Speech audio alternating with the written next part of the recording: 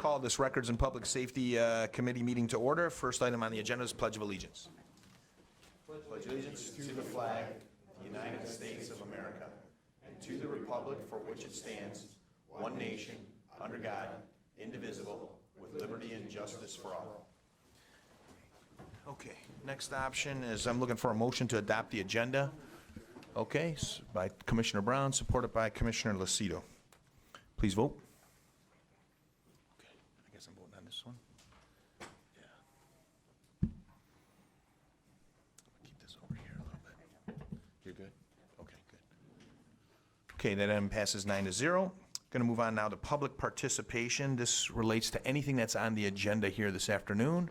Would anybody from the public like to speak? You'll have 5 minutes. Mr. Leonetti, I would like to speak, Mr. Chairman, if I may. You may, Mr. Barkovic. Just for the record, just announce your name and where you live, if you could. Very good. Thank you. I'm proud to live in your district, and I'm proud to be a constituent of Mr. Leonetti's. I live at 39801 South Point in Harrison Township, Michigan, and have been a proud resident of this county for a whole hell of a lot of years. Notwithstanding, Mr. Leonetti, I'd like to address the board today regarding item 5G, if I may. Very good. May I proceed? You may. Very good.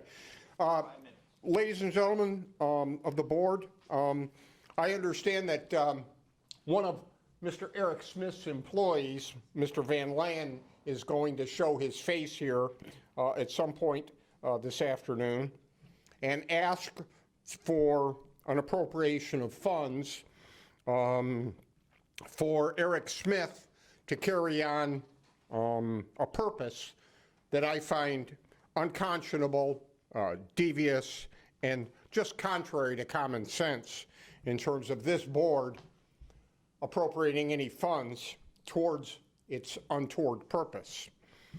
Ladies and gentlemen, there have been allegations that Eric Smith has misappropriated $900,000, okay? This board has appropriated $100,000. The county has had to pay any sums of money to lawyers and litigants for Eric Smith's opposition and refusal to abide by a law called the Freedom of Information Act, okay? Mr. Smith has engendered numerous lawsuits. He has caused this treasurer in this county the expenditure of ungodly amounts of time and effort. He has caused our good corporation counsel and the employees of our corporation counsel to spend countless hours, which translates into dollars and cents for taxpayers in this county, in terms of pursuing useless, worthless litigation.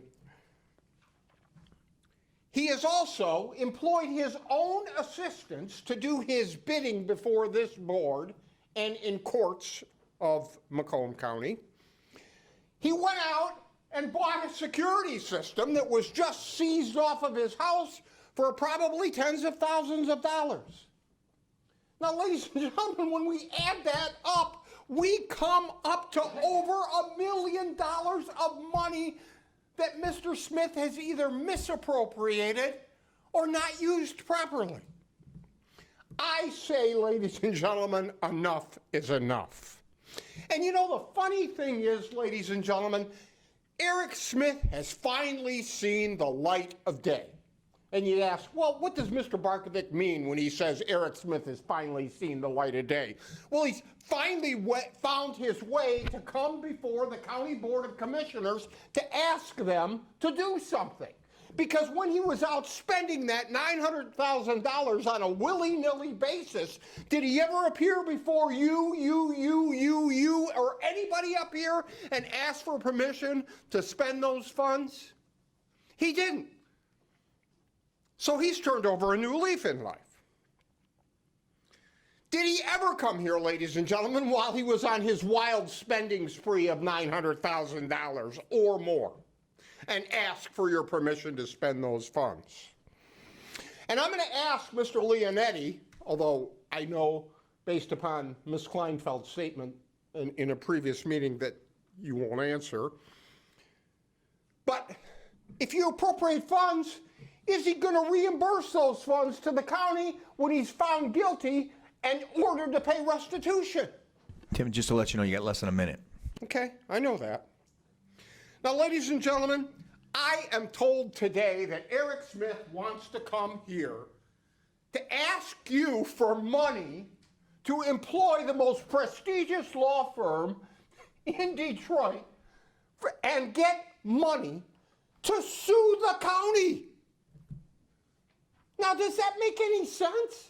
To appropriate money to Eric Smith to sue the county regarding the sum total of all his wrongdoing.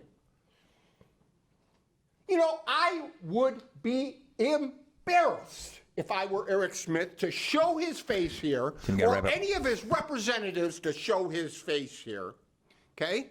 Because only someone like Eric Smith, who has the guts to steal over $1 million, would come in here with a straight face. Tim, I got to cut you down. Yes, and this is my concluding remark, sir. Only someone who would steal $900,000 would come in here with a straight face and ask this board to appropriate more county money after over $1 million is missing. Shame on you and shame on Mr. Smith. Okay, any follow-up to that for public participation? Anybody else want to come up for public participation? Going once, going twice. Okay, we're going to close public participation for this round, and we're going to move on now to department recommendations. The first item is going to be 5A.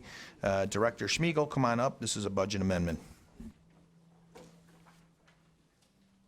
Good to see you, Steve. Good afternoon, Commissioners. Thank you, Mr. Chair. Good to see everyone again, as always. What you have before you is a request for a budget amendment in the Child Care Fund in the amount of $1,591,003. And the reason or necessity for this budget amendment is a continuing increase in the cost of care for neglect and abused children within the juvenile justice system. And we've seen kind of a continuing increase over the last 2 or 3 years, and we've seen a sharp increase this year in the number of kids and the dollars. And some of what is driving this is the particular individual needs of kids in the system being more severe, and those require 1-to-1 or 2-to-1 care, and that's very, very expensive. The supporting documentation included in your agenda packet includes some statistics and information provided by Ms. Kim Borgia from the state of Michigan, who's here present today to answer any more detailed questions. And as you'll see, we've had, there's about 620 foster kids in the system today. It was 537 just 3 years ago. The number of days billed has been increasing each year as well. In my office, we try to right-size the budget as much as we can. We're always working on a sort of a 2-year lag. So for 19, we were basing things on the 2017 numbers that were audited at the time the budget was being presented. And again, there's been an increase in both the number of kids and the particular needs for individual kids. So just for your information, the state pays half of these costs and the general fund pays the other half. We will receive some indirect cost reimbursement from the state in the amount of about $117,000, which then results in an additional requirement from the general fund of $769,456.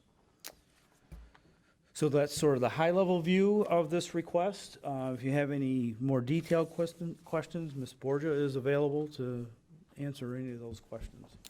Okay, I'm looking for a motion on this. Now, I think the motion, Steve, I'm going to read this so the commissioners can hear this.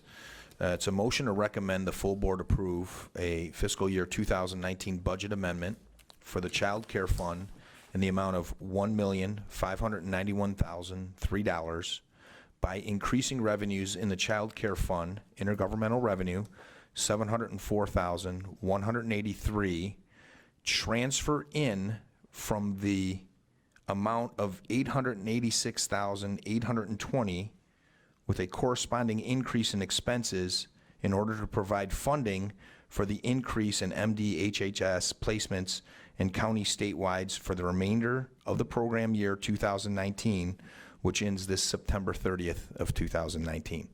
Did you get that? Yeah, really what's happening is the motion as it's written indicates a utilization of fund balance.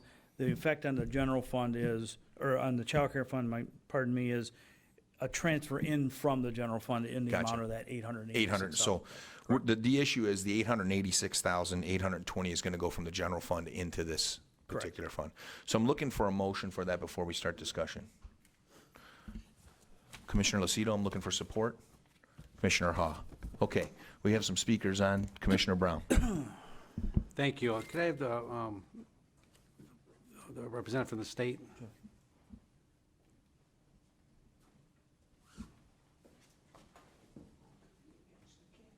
Good afternoon. Good afternoon. Thank you for coming. So you're doing the Lord's work with these children. Let's start with the basis that that's the bottom line, what we're trying to do. Are these numbers audited? How do we know that you got a lot of, days billed, children billed? Who audits these numbers? Is there anybody checking these to make sure these numbers aren't being double counted, perhaps, because maybe the same child's being counted twice, or is every? Well, yeah, just speak to that, just generally. How do we know what we know with these numbers? We're entering all of this information into our database that we have in our system, but I believe that you guys do get audited for the county child care fund budget. Is that correct? Yes, so there is an audit. I'm not sure how often that happens, but there is an audit that does take place. Okay, the days billed this year is 19,000 for 19, and last year we spent $36,000 was days were billed. How is it that we're halfway through the year? I guess we're roughly halfway through the years. That was as of it's- March, was yeah. the 19,701. Oh, that's true, okay. As of, I don't know if I have that total number for you.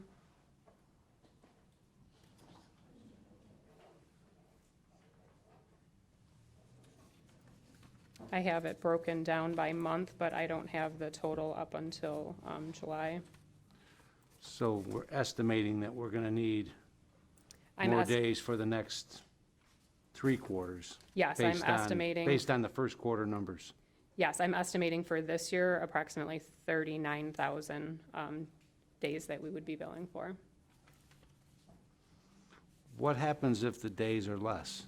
Do we get a credit back No. to our, because maybe we put in too much money, because those the estimates weren't, Steve, maybe, I'm sure we probably Yeah, do, right? we will then, this budget will then lapse to that effect. So we receive the billings and pay after the fact. So if we're estimating 39,000 kids and we're only billed for 38,000, we will only pay for 38,000 kids, or our half of 38,000. How many Or days- days, I'm sorry. Days, yeah. What's our lag time after receiving an invoice to pay them? What's the turn? Is it 30 days, 60 days, I would- 120? No, I It's would, not 120. no. I would say about 45 to 60 days, because there is a process that it has to go through my office once it's received. Foster care these are all foster care kids, correct? Correct. Are there any of these short-term? Like, we've got the youth home that's got a lot of capacity over there, that's set up perfectly for children. Is there a way, I know foster care is a whole different program, but is there any way to, Yeah, that program is completely set up for our juvenile justice kids, not for children in foster care, so we don't use but the they're vacant? JJC. Well, we've got a lot of vacancies there, and the building's in first-class shape, and we've got, it's set up for children. Something to think about. Thank you, Mr. Chair. Thank you. You're welcome. Thank you for coming down. We appreciate it. Thank you. Commissioner Drollet. Thank you, Mr. Chair, and thank you for answering questions today. These kids are pretty much all foster care children. Are they foster care children in some cases because they are in jeopardy or in danger in their homes, victims of crime. If there's abusive parents, is that how some of Correct. them get there? All of our children that are in foster care are victims of either abuse or neglect, so we've had to remove them from their parents because of a situation in their home. Okay. I'm not, it may take an attorney to look into this, but I understand that, one of the allowable usage of asset forfeiture funds is for crime victim restitution and so forth. Are you aware of any county using some of the asset forfeiture money to help offset these costs if these are crime victims? No, I'm not aware of that. Okay. I would have to look in to see what's allowable under the state law. There is a provision that allows those asset forfeiture to be used in the crime victim restitution. So perhaps it's something we might be able to look at that can minimize the fiscal impact here by using those funds, which are now kept separately in the treasurer's office in a segregated fund. Thank you, and thank you, Mr. Chair. Thank you. You're welcome. Commissioner Kleinfeld. Thank you, Chair. Steve, could you help me with something? On our information sheet at the top, it says utilization of general fund balance is $769,456. Under the financial information, it says utilization of general fund balance $769,456. But the line above that says transfer out from general fund to the child care fund of $886,820. Do you see that? Yeah, so the total amount that needs to be transferred from the general fund to the child care fund is $886,000. The net impact on the general fund is the $769,000, because the general fund's getting $117,000 of indirect costs. The 117 that you Right, referred so the net to. impact is, we're gonna have revenue coming Okay. into the general fund. Okay, thank you. Yep. Anybody else? Anybody else? Okay, we have a motion on the floor. Let's vote on this.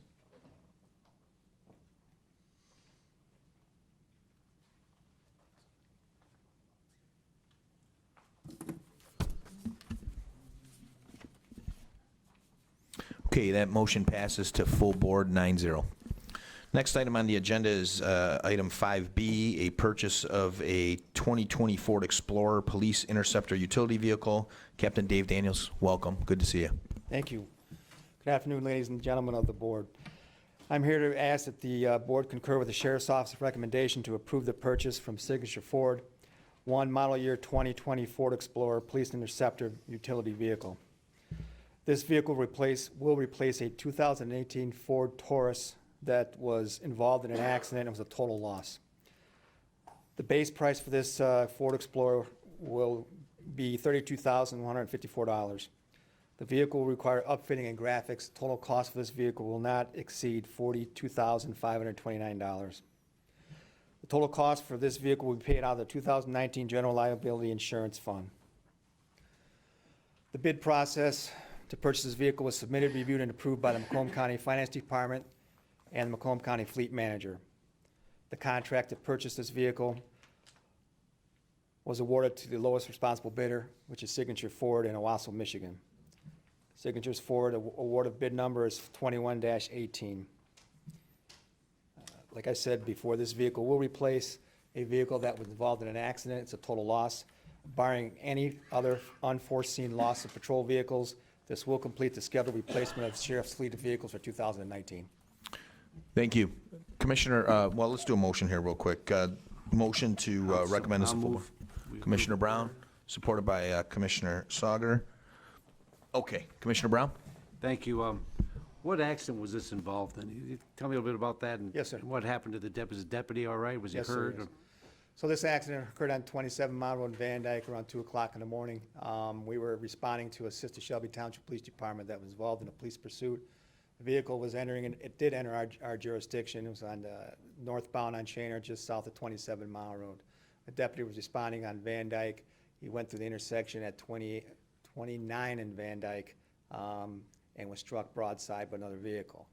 He sustained some injuries. He was in the hospital for about a week.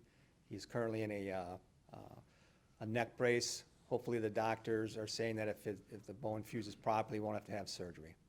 The second party, the civilian that was in the other vehicle, signed off at the scene.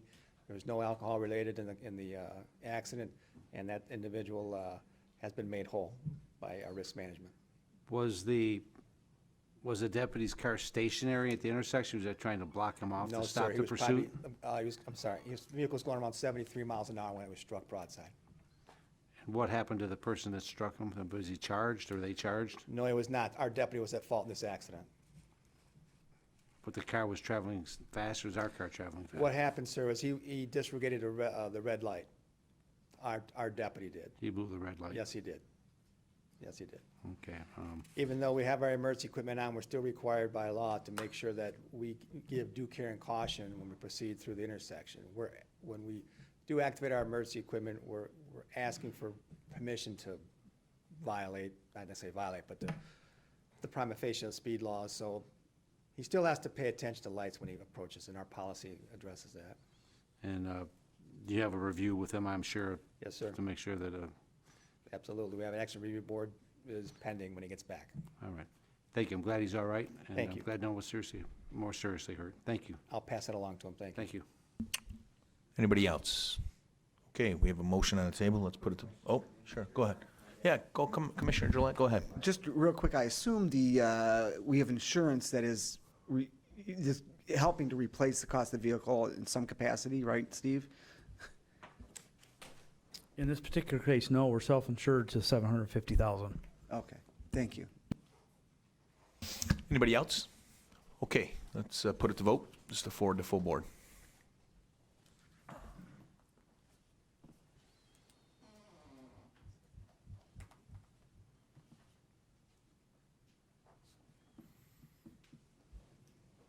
Okay, that motion passes 9-0 to full board. Good to see you. Take Thank you. care. Thank you. Next item on the agenda is 5C, a budget amendment on the capital plan. This is to increase the jail surveillance cameras. Captain Zimney, come on up. Good afternoon, Commissioners. I'm here to present a budget amendment for the amount of $310,053,000 to increase, to cover the associated costs for the jail video surveillance project. Initially, that project was funded with $1.2 million. A change in scope in the project required additional funding to complete that project. Currently, our jail surveillance equipment is antiquated. It's end of life. We have only a retention of 30 days, which is insufficient, especially in light of the litigation we currently face many times within the jail confines. Also, there's many areas in the jail that are not covered by camera or by video recordings. Those areas have always been problematic, and that has been since the tower was built in 1987.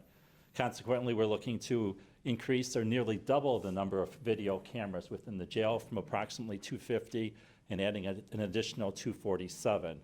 With that, the sheriff's asking that you support this budget amendment for $310,000 to further complete that project so we could shore up our deficiencies within the jail, both recording and video capabilities.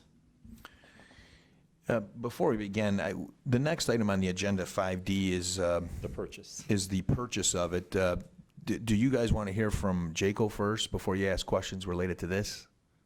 It's up to you guys and ladies. I'm good to pass it. Okay. You want to just vote on whether or not we approve the capital? Yes. And then hear from Jaco later? Okay. All right, then these are questions related to the, in terms of the budget amendment. So I got Commissioner Drollet on board. Go ahead. Thank you, Mr. Chair. Sir, how long has the current security cameras been used? How many years approximately? We've always had recordings of video. We had initially, when I started 30 years ago, it was VCRs. Again, retention dates or length was always compromised or very limited. So consequently, in the past 30 years, we've been improving those recordings.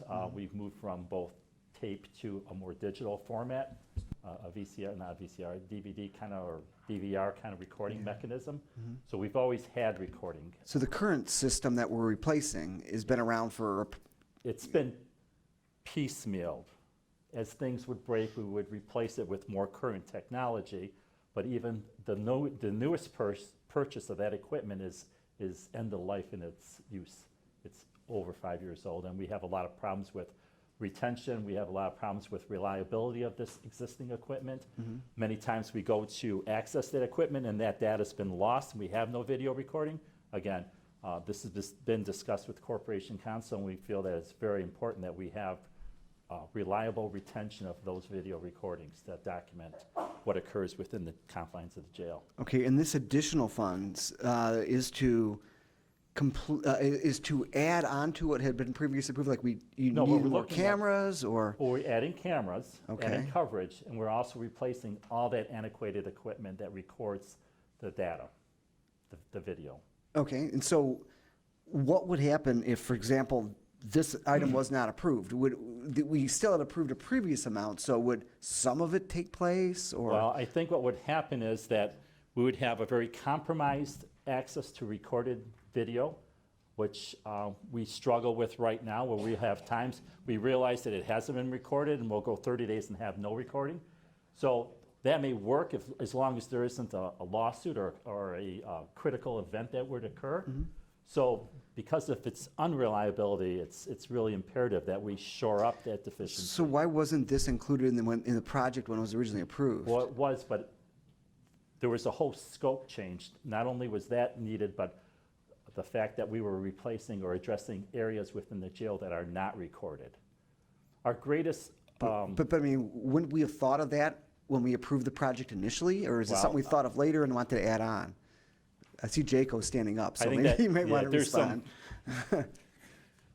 I just want to explain a little bit about how this whole thing came about.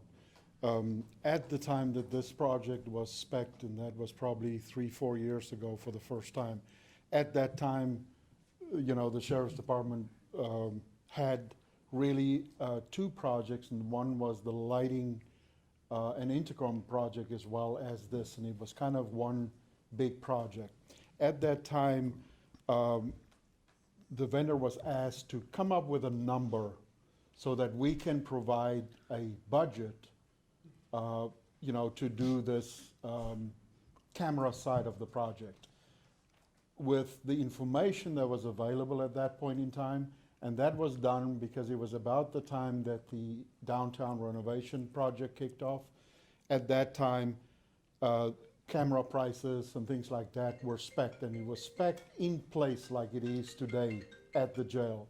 And then at that point in time, a few things happened after that. Once we were able to get in there and actually do an assessment of exactly what is needed, and that added, you know, some additional cost to it, as well as when we decided how this need to be laid out, and the information that Captain Zimney talked about regarding newer information that came to light about how we need to record the different areas in the towers and so forth. The number of cameras that we had in place was not adequate.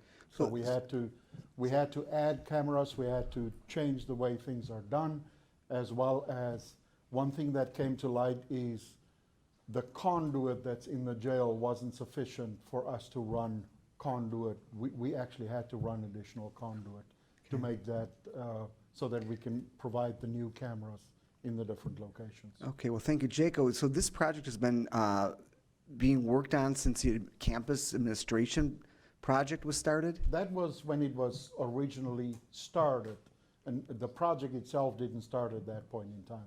But that was when the first time we talked about this, was probably about 3 years ago, if I remember correctly. Wow. Okay.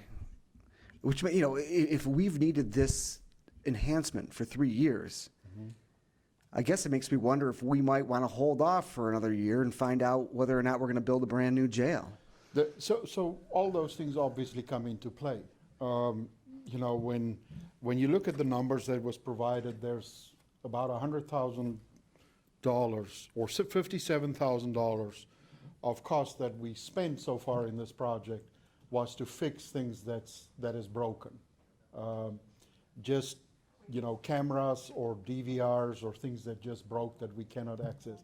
One of the challenges that the sheriff's office has is accessibility to the data and reliable access to the data, as well as when a camera goes down or when something happens, they don't really have a good idea whether something is working or didn't work, and so forth. So to make sure that the data is being recorded in a timely fashion and is always there, that is also part of the problem. So there's quite a few things that come into play.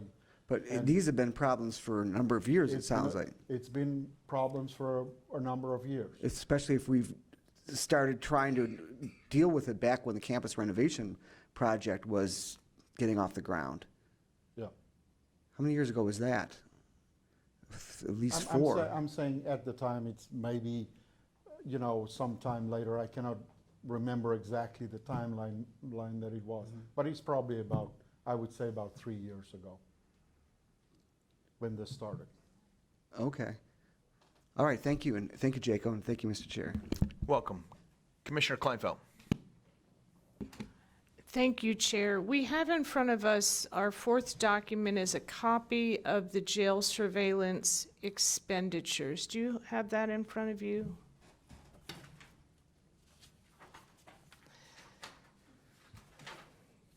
Yes. So, like the first 7, the work is completed on. That's correct.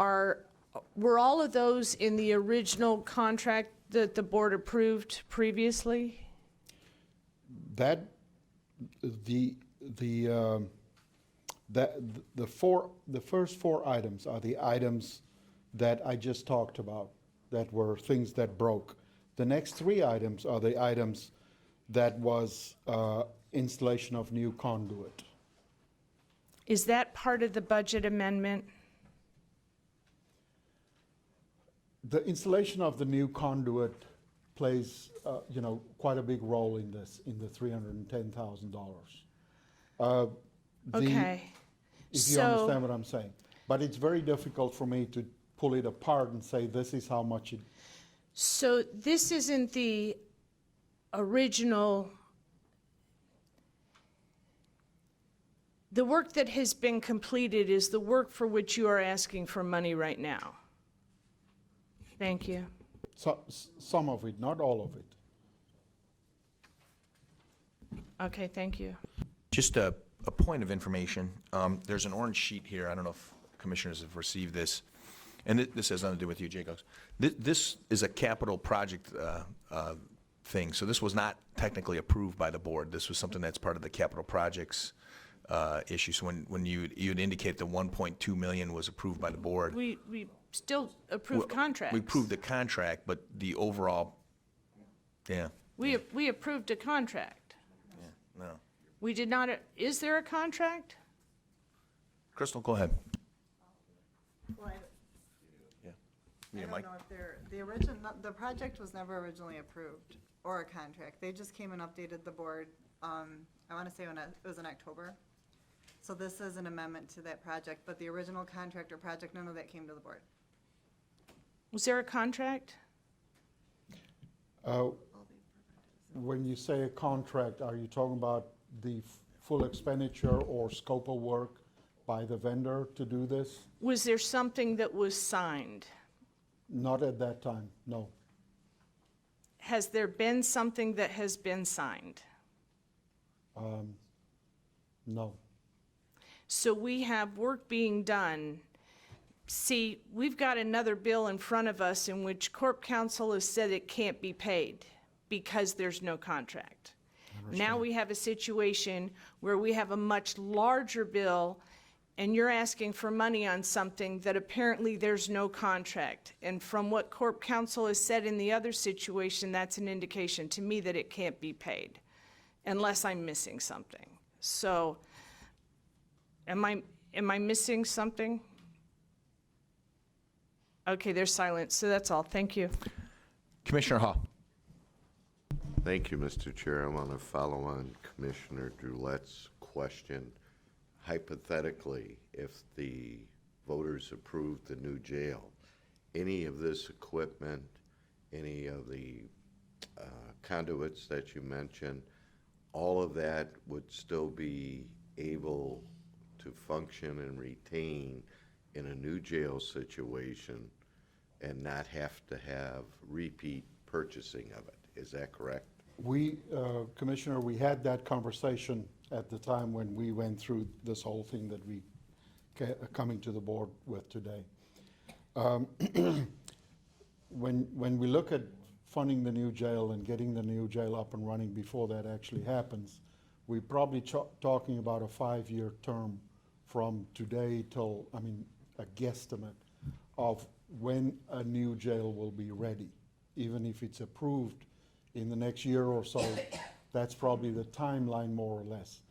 The timeline of equipment like that, the lifespan of that equipment is probably around about 5 years. Right now, and it depends on what type of equipment. You have cameras and you have DVRs, which is the recording equipment and servers and things like that. The servers, lifetime of that is round about 5, maybe 7 years, you know, because they become end of life, and the problem that you then have, you cannot do any updates to them anymore at that time. So when if a new jail is approved and we move this to a new jail, there might be some equipment that you can move to the new jail, but when we talk about a 5-year timeline, it is probably end of life for a lot of this equipment. I cannot tell you at this point in time exactly what that is, but that's the situation that we're in. Thank you, Mr. Chair. Welcome. Chairman Smith. Thank you. So going to Commissioner Drollet, just to kind of follow up on this. Last year on the 22nd, you were here because we had found out that this project was going on and we knew nothing about it, and it was a $1 million project.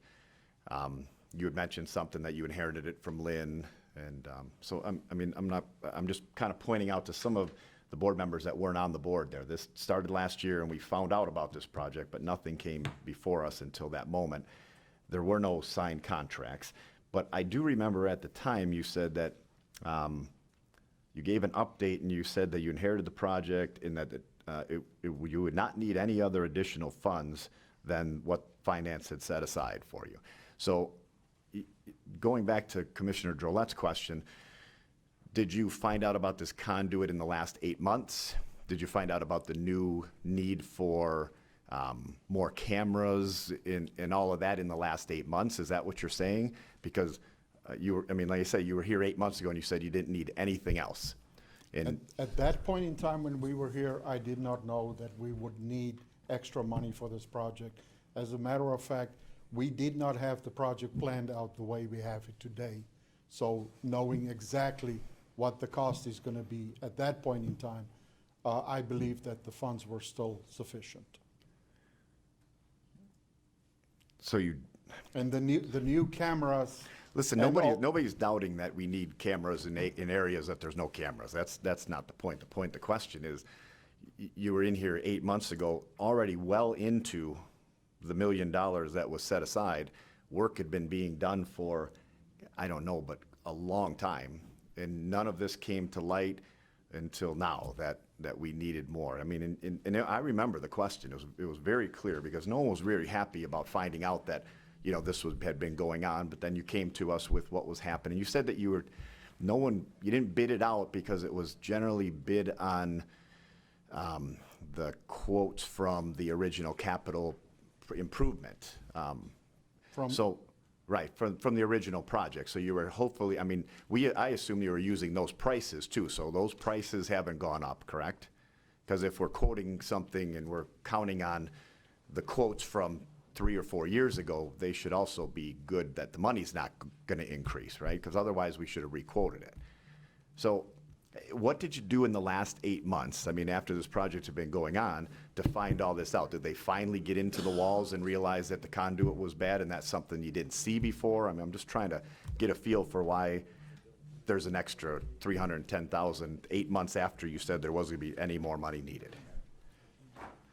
After we were here last time, we probably picked up, and this just from my recollection, round about the beginning of this year. And we've been working with the Sheriff's Department back and forth since then, making sure that we spec this project right, because that's when concerns started to arise about cost and things like that. At that point in time, the new jail project and, all these variables came into play.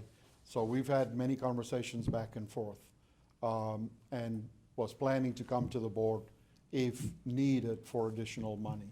We just didn't know what it's gonna look like, and we've had plenty meetings and discussions since then.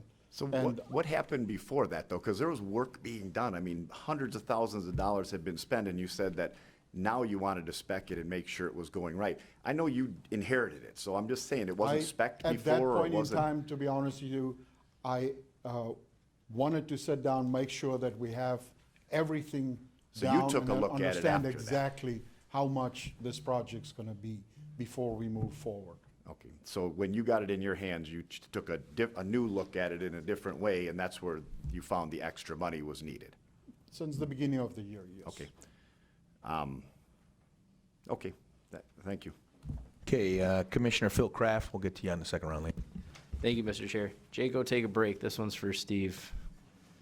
Steve, I'm looking at the giant budget Bible from last time. I'm looking at the capital plan portion of it. Yeah. This says capital plan. I've combed through this. I can't find this project in here. Would that be in this portion of the budget under IT capital plan?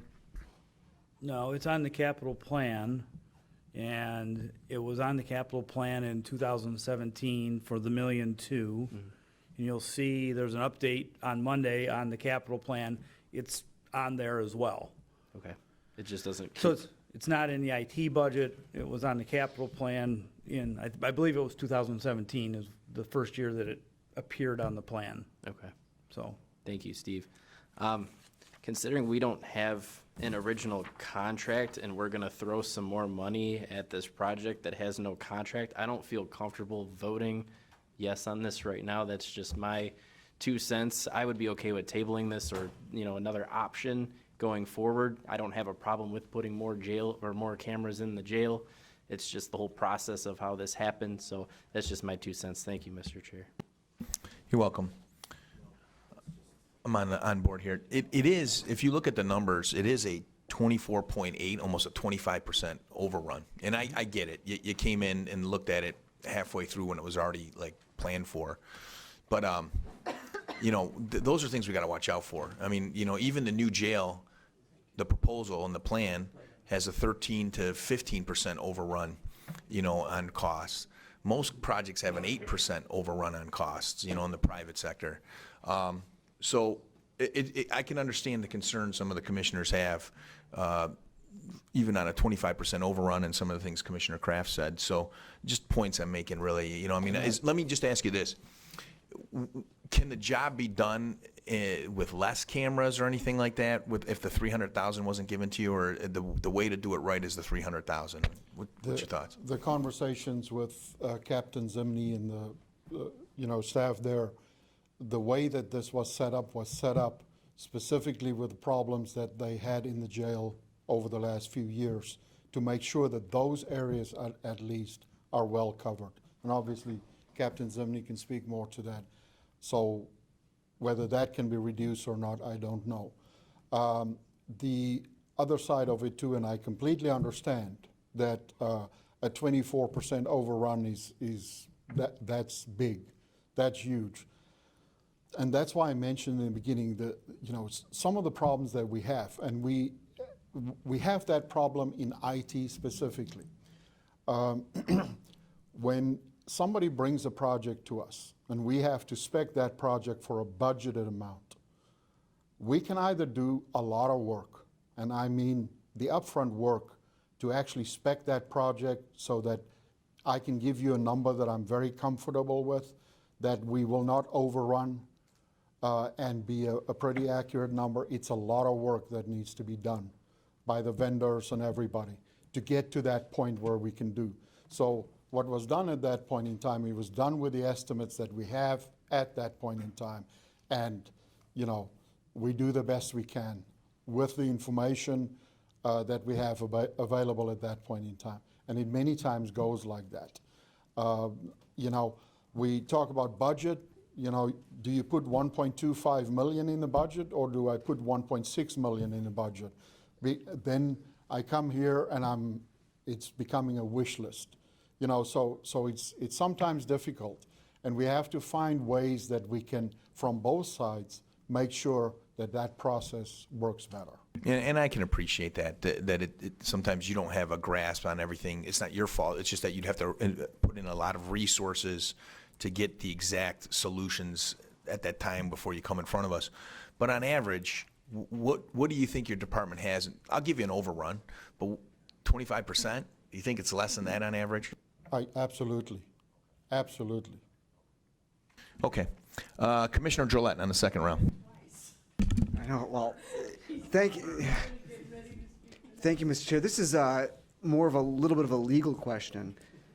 And so I don't know if Corporation Counsel or somebody can answer it, but when we had an attorney come before us and ask that we pay his bill, and he had no contract, this is kind of a follow-up to Commissioner Kleinfeld and Crafts, we declined to pay that bill because we had no contract. And if I recall correctly, there was legal advice given to us from Corporation Counsel, and my memory's not perfect, so if I'm wrong, that'd be good, that we couldn't legally pay for something for which there was no contract.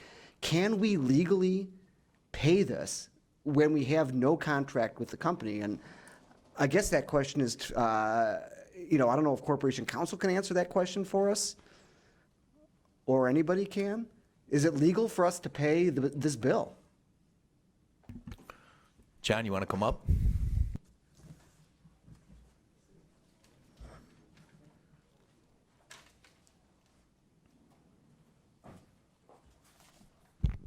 Contracting ordinance applies to everyone equally.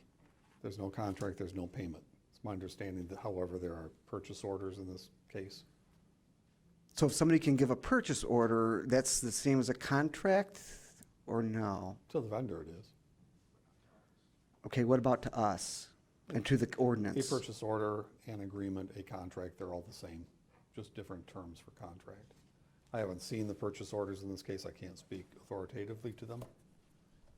But no contract at all, no written agreement at all, no payment. Okay, thank you. I don't know, Steve, is there purchase orders for this equipment that we're approving? Yeah, I have not seen the purchase orders myself, but if you'll see on all the supporting documentation, there are references to purchase orders that were generated for the work that's been completed so far. Okay, so there are purchase orders for the work that's completed so far. I think as I look at the supporting documentation, I would suspect that the purchase orders are for the amounts listed in the supporting documentation, but I don't know that without looking at the individual purchase orders. Thank you. I think the payments for work completed so far adds up to about $187,000.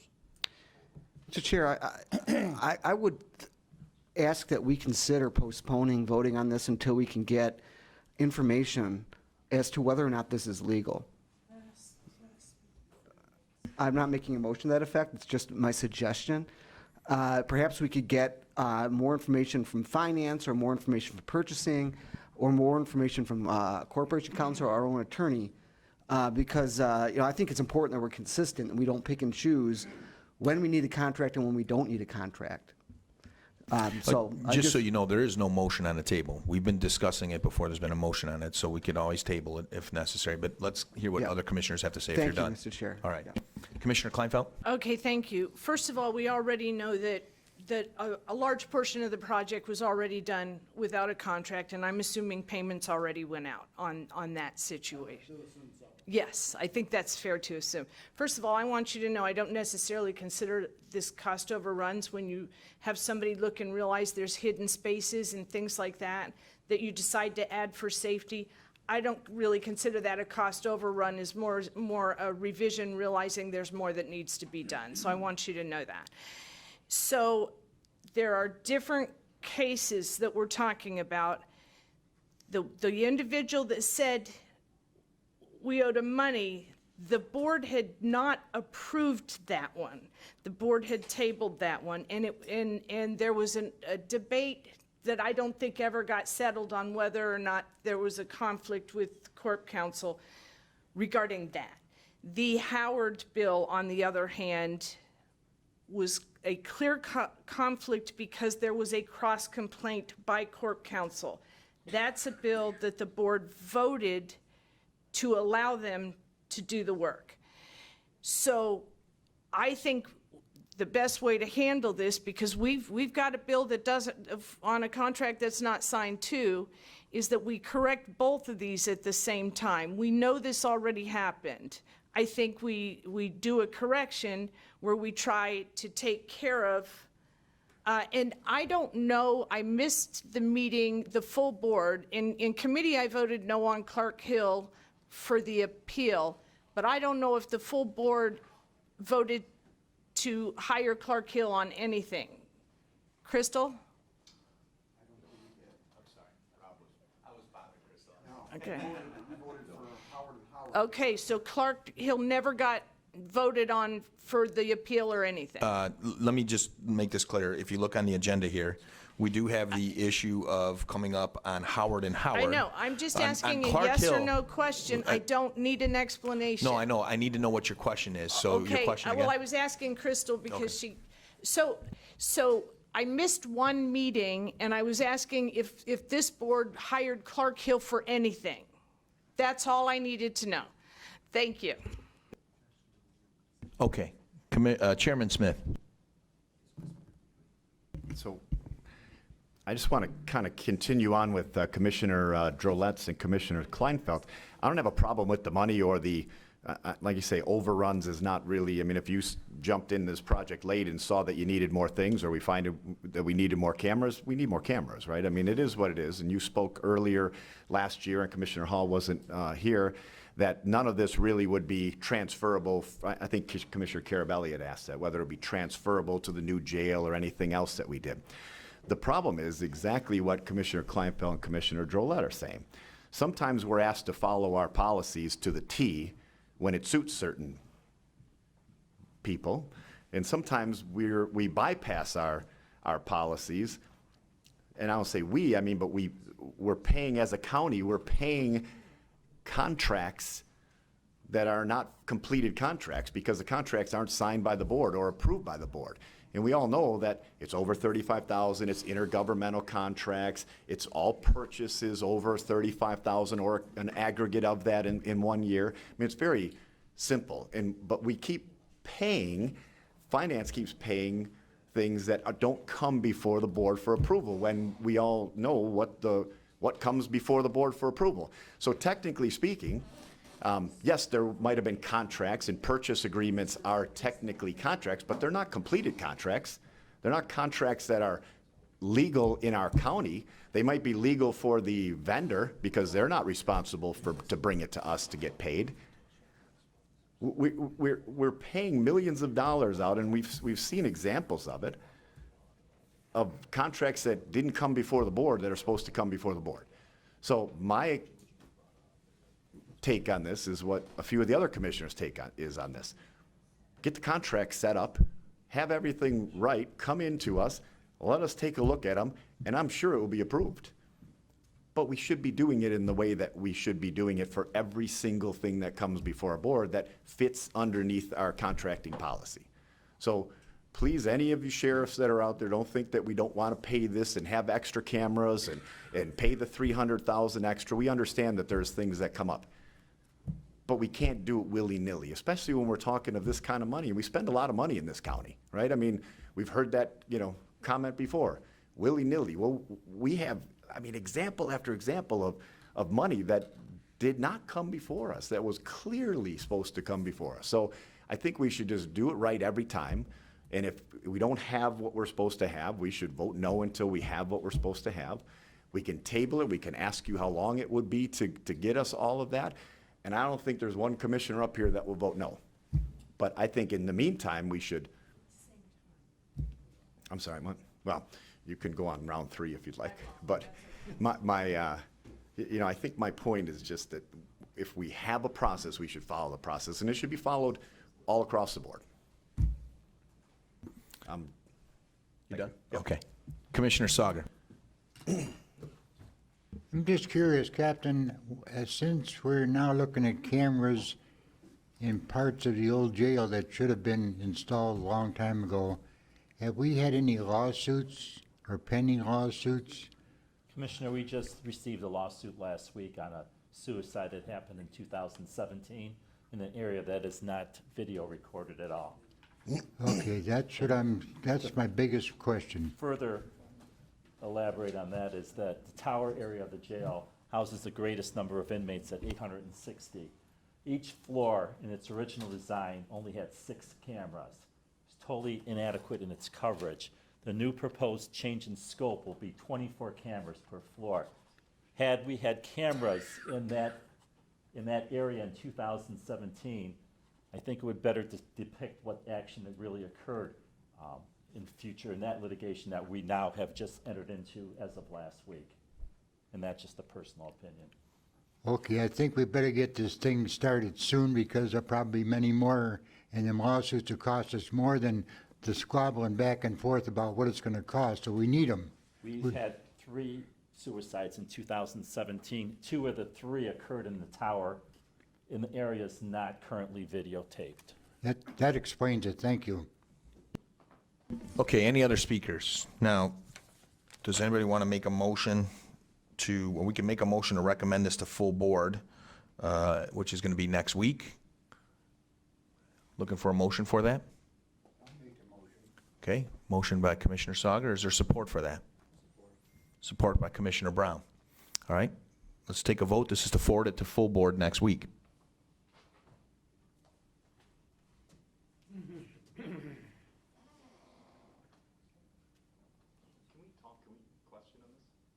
I'm sorry, before We just called the vote, yeah, sorry.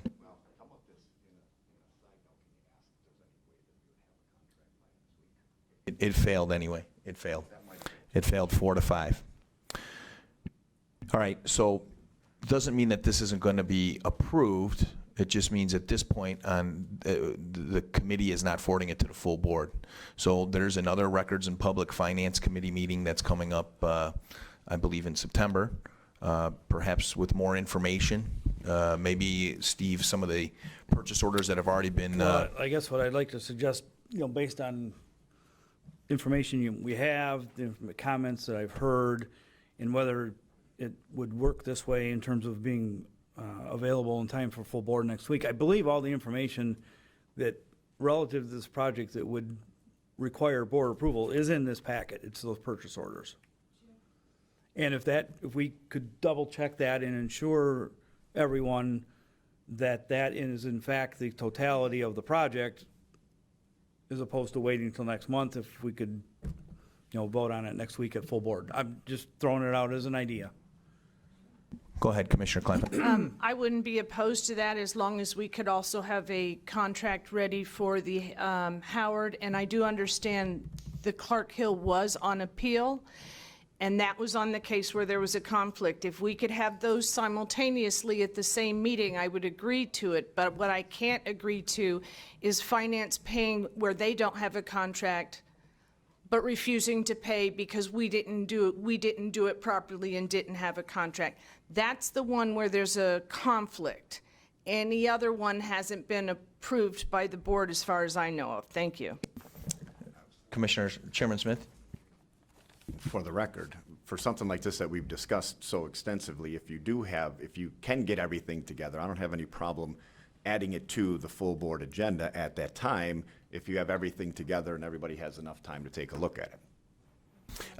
For the record, I would release it from my committee then and allow Chairman Smith to put it on his full board for next week. So if you can get that data. I believe, as I stand here before you, that we can have that information available. Can we have it, if we would have it by next Tuesday, so at least at the meeting Wednesday, everybody could at least have a little I believe chance that's to discuss possible. it. I'll work with Jaco and we'll do the best we can to make sure that we get it to you before then, hopefully. Okay. All right, then, we'll worry about that. I assume then for item 5D, we'll do the same thing, in a sense, or, I mean, obviously, we didn't approve the capital outlay, so 5D, why don't we release it from my committee and put it over to full board? I'll take a motion for that. Okay, Commissioner Brown? You want to just deny it for now? Okay, we'll put this one up for motion. Motion by Commissioner Brown, supported by Commissioner Sauger. Please vote on this. This is for 5D. Mr. Chair, just for clarification, is this a motion to approve or a motion to deny? No, this is a motion to approve it to full board. Thank So, you. yeah, forward it to full board.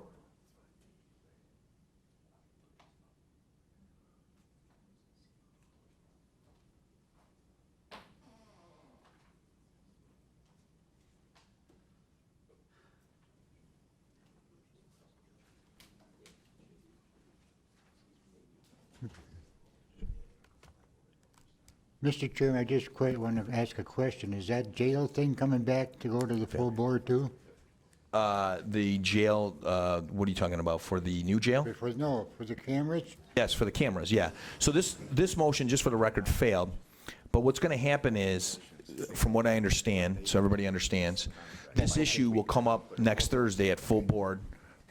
If we have the documents on Tuesday of next week that Finance Director Schmiegel was talking about, specifically like the purchase orders and other things. He'll get with Jake Oaks and see what he can do to get those contracts to us, and we can bring this issue up on Chairman Smith's full board next Thursday. Let's move on now to item 5E. This is a contract for Tyler Technologies for the clerk, our clerk, Fred Miller. Good to see you, Fred. Commissioners, thanks for having us today. It's great to be before you again, and I want to reintroduce our Deputy Register, Brian Burdak, and our Chief Deputy Clerk, Sheila Miller. If any good things happen in our department, it's because of the hard work of these two. They are absolutely amazing. They make it work on a day-to-day basis and really bring the best out of our staff on a day-to-day basis. I'm so fortunate that they are on this team, and I'm want to give them all the credit for the work that we do. I have a PowerPoint prepared, but my sense is that your time is valuable, and I guess I can just go to just some overview comments and then drill into whatever aspect that you guys want to talk about this contract. But the contract before you represents the first time that this particular contract has been put out to bid in over 15 years. We had 6 respondents to our RFP. We invited 3 of them to come in for to make presentations to our team. The 3 that we met with all offered us products that were used by other counties throughout the United States and throughout Michigan. And the 3 that did not get invited were offering systems that could be customized to meet our needs, but were not ready to meet the needs of the office at this time. I want to say throughout the entire process, County IT, headed by Jaco, were extremely helpful in crafting the RFP and evaluating the proposals, and we're very, very grateful to Jaco and his team for their partnership to get us through the RFP process. The software and the work processes outlined in this contract are literally the spine of our Register of Deeds and Vital Records offices and shape the work that the employees do and how the customers interact with the offices. So they're absolutely essential to the work that we do. The contracts before you, and I guess to that point I can go into any level of detail that you guys want to. Commissioner Kleinfeld? Thank you. This is for Jaco. And I asked this question earlier before the meeting to Clerk Miller. Why do we why do we have Metro Technologies doing the RFP when we have an IT department and a purchasing department? And I've mentioned that in front of the board in the past. We utilize Metro Technologies specifically for what I call high-end RFPs or RFQs that we do for the county, because they have a lot of experience in that field, much more than my department has. And,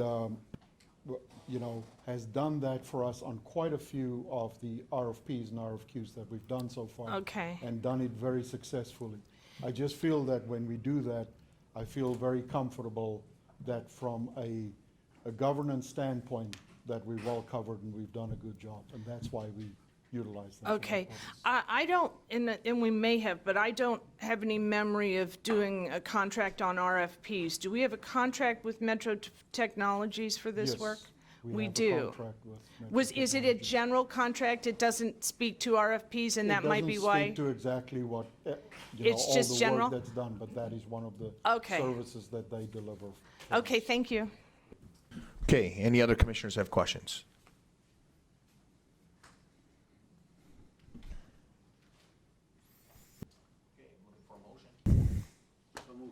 Okay, Commissioner Brown looking for support. Commissioner Lucido. Let's vote.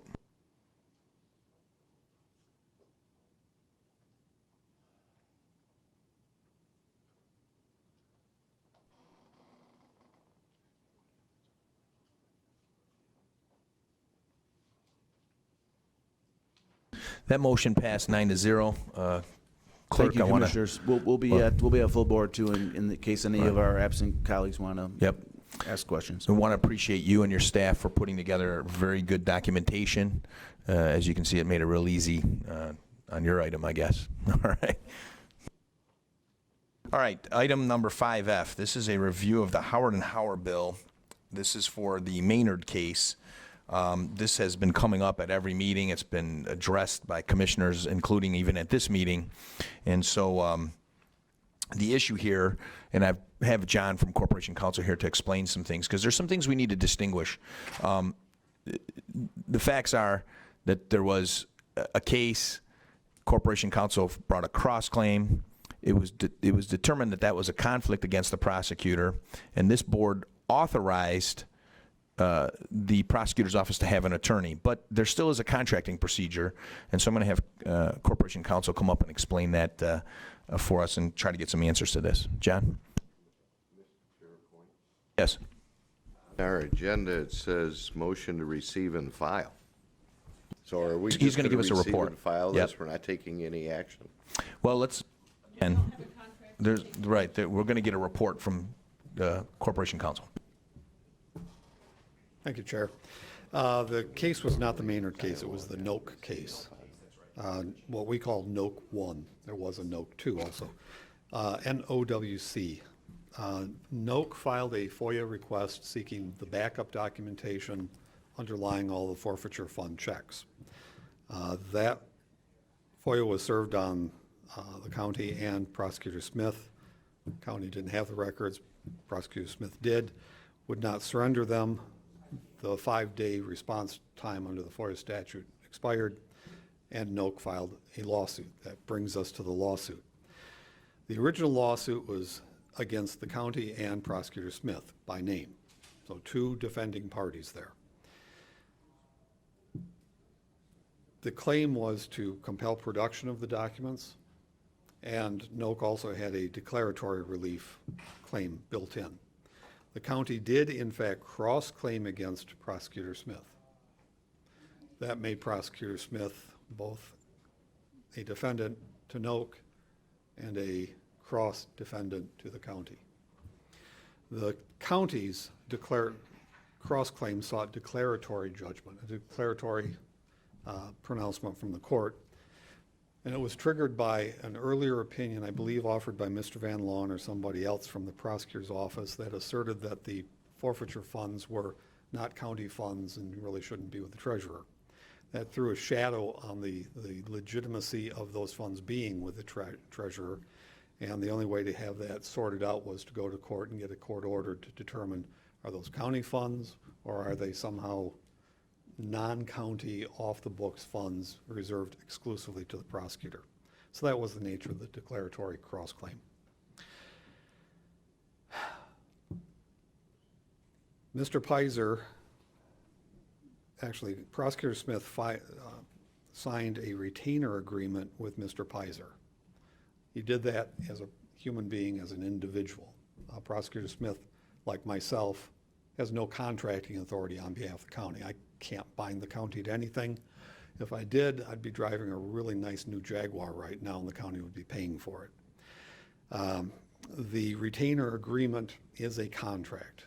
Those of us who went to law school understand that contract is just a generic term for an agreement That evidences an exchange of consideration, two things of value, and a meeting of the minds. We agree on the subject of what we're contracting for, and you're going to give me something, I'm going to give you something.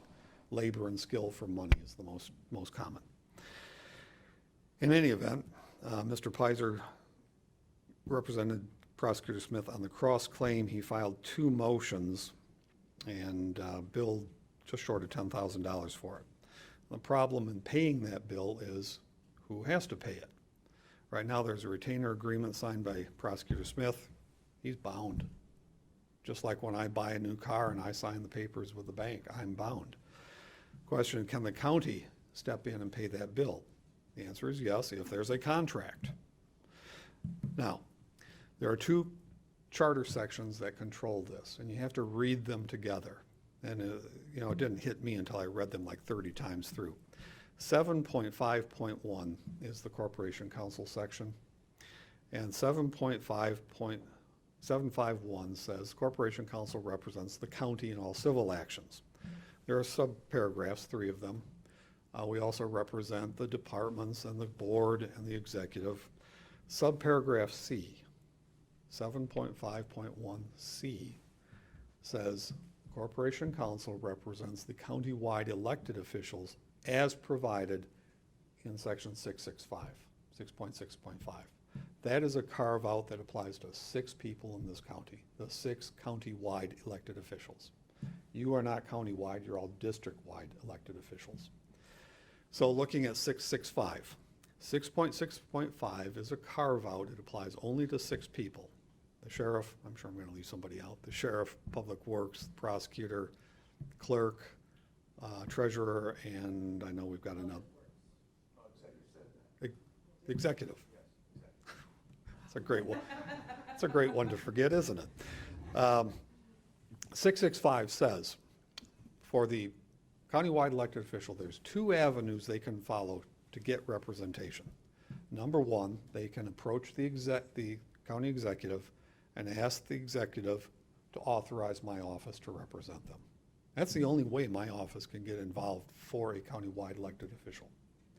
The second method is, or countywide elected official can come straight to the board.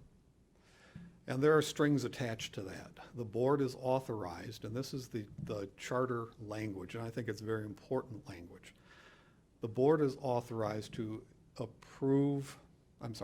board is authorized to authorize the use of independent counsel. Authorize the use. If the charter drafters wanted it to say, and authorize payment, they would have put that in, but it's not there. Authorizing the use is a permission slip that allows the county-wide elected official to use outside counsel, but it still has to be reduced to a contract. A retainer agreement for lawyers is the most common. Here we don't have a contract. And I'd agree with every comment, including Chair Smith, that I just heard. These rules apply to everybody at all times. There are no exceptions. Absent a contract, the county cannot legitimately, lawfully pay money. Now, go back to the language in 6.6.5. Authorize the use is not a contract. The reason why that can never be a contract is because the Board of Commissioners has absolutely no contract-making authority. The Board of Commissioners cannot negotiate contracts, agree to contracts, originate contracts. That was settled in the Court of Appeals decision, Hackle versus Board of Commissioners, back in 2012. The Board of Commissioners approves contracts, but does not make them agree to them, negotiate them.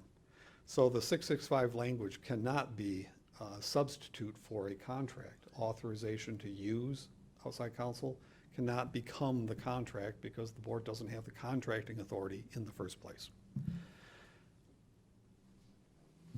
Very few situations in life are not subject to negotiation and compromise. There must be a contract. The Howard and Howard bill is under $35,000. Under the contracting ordinance, a contract of that value need not actually be required to be approved by the board, just has to be signed by the executive.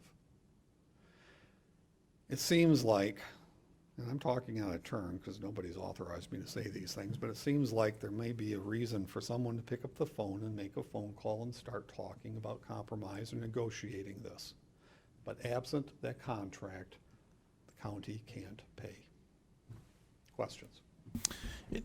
So, John, I just want to, you feel, in your opinion, as Corporation Counsel, just to get this straight, that the board's authorization under the circumstances of the Noak case, given that you filed a cross-claim, the board's authorization to authorize the use of was appropriate?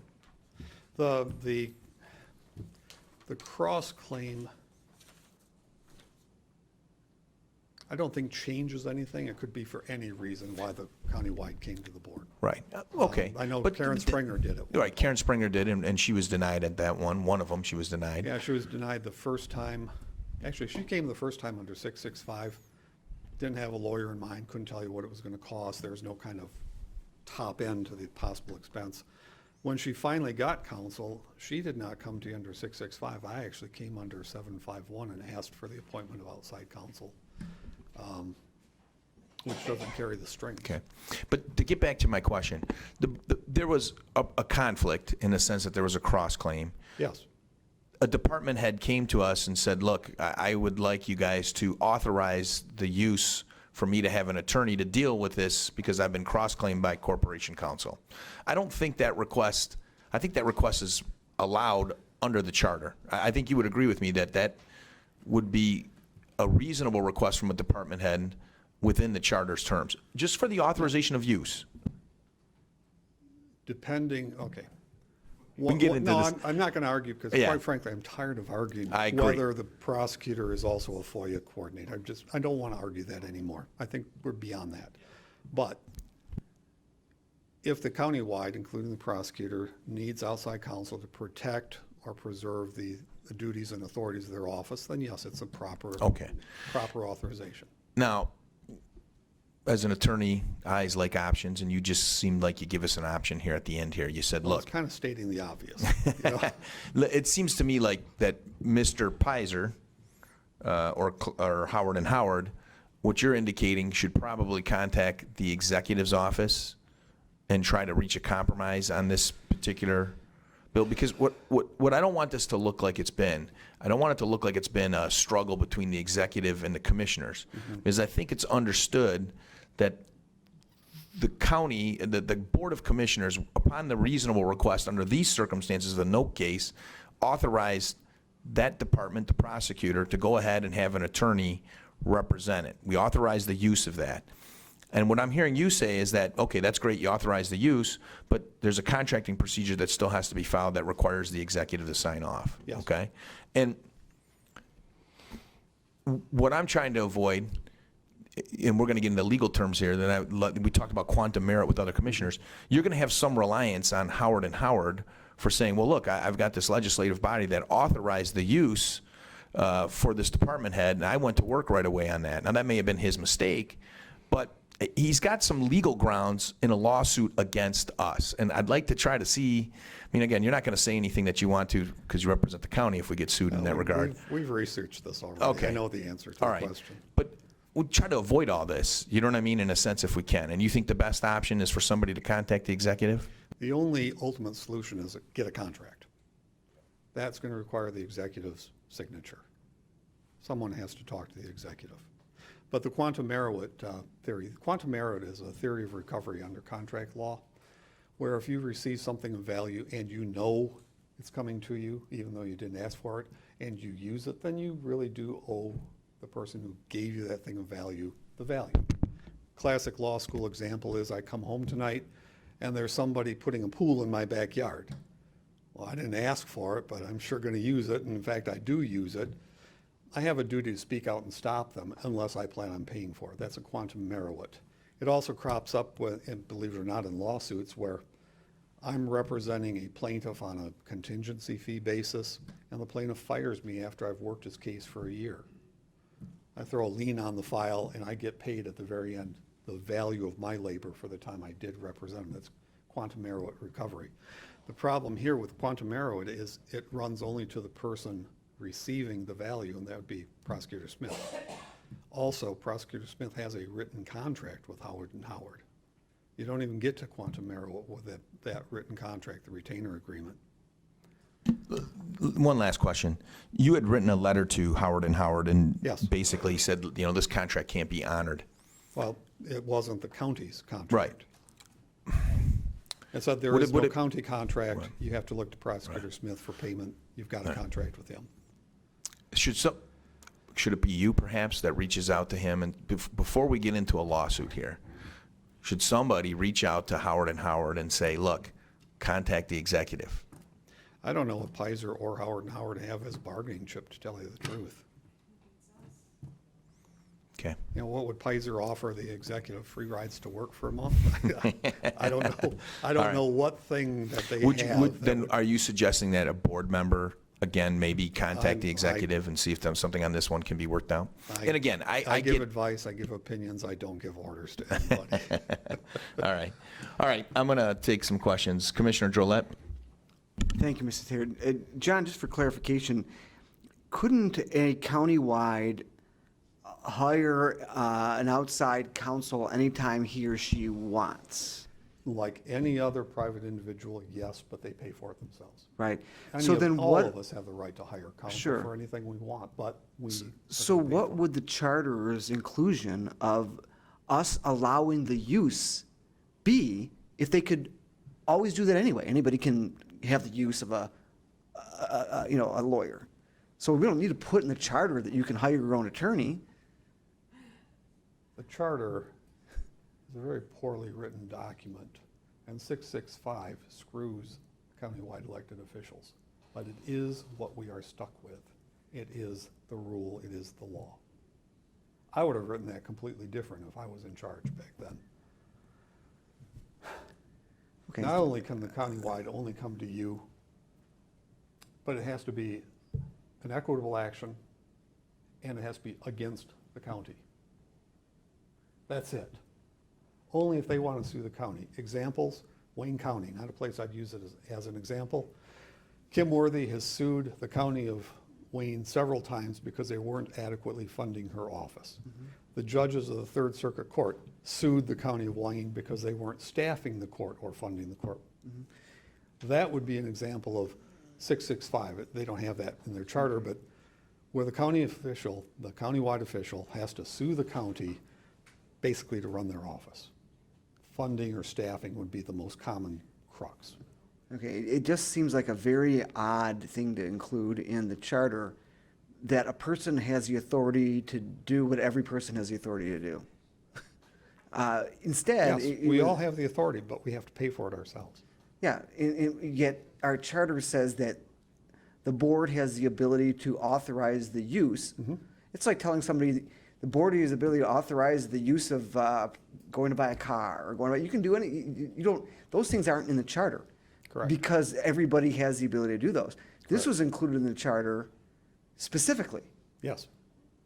It seems very odd interpretation that.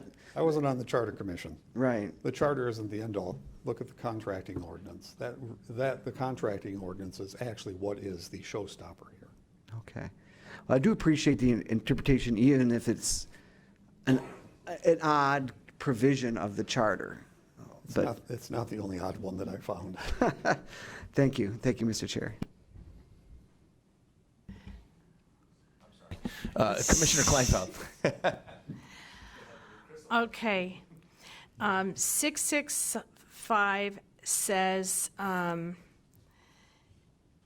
the executive may authorize the use of court counsel, or the commission may authorize the use of independent legal counsel. Yes, those are the two. Reasonable attorneys may disagree on whether that's a carve-out on the contracting rules, just like there are carve-outs, just like you just used the term carve-out for the 6 countywides. So reasonable people could disagree on that. Would you agree that reasonable people could disagree on the wording of that? No, because the board has no contracting authority. Yeah, but this could be a You can't carve-out. bootstrap through this phrase authority that the board does not have. which is initiation, negotiation. But if formulation of a it's in the charter and it's a carve-out, then the charter is the one that determines that, correct? Well, the Court of Appeals determined it in Hackle versus BOC 98. Right, but I Initiative don't think 311. that was over this issue in this particular section. That case was entirely about contracting authority. No, within but the it county wasn't under the over charter. the contracting of an attorney that has a separate statement in the charter.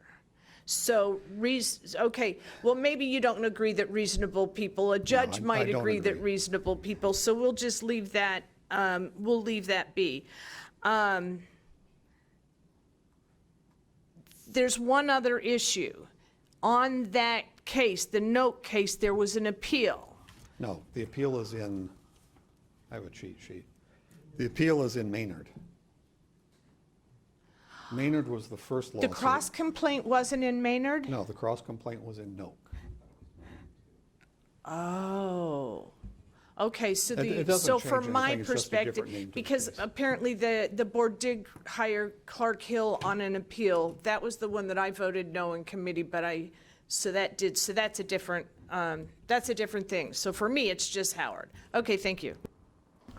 Commissioner Hall. Thank you, Mr. Chair.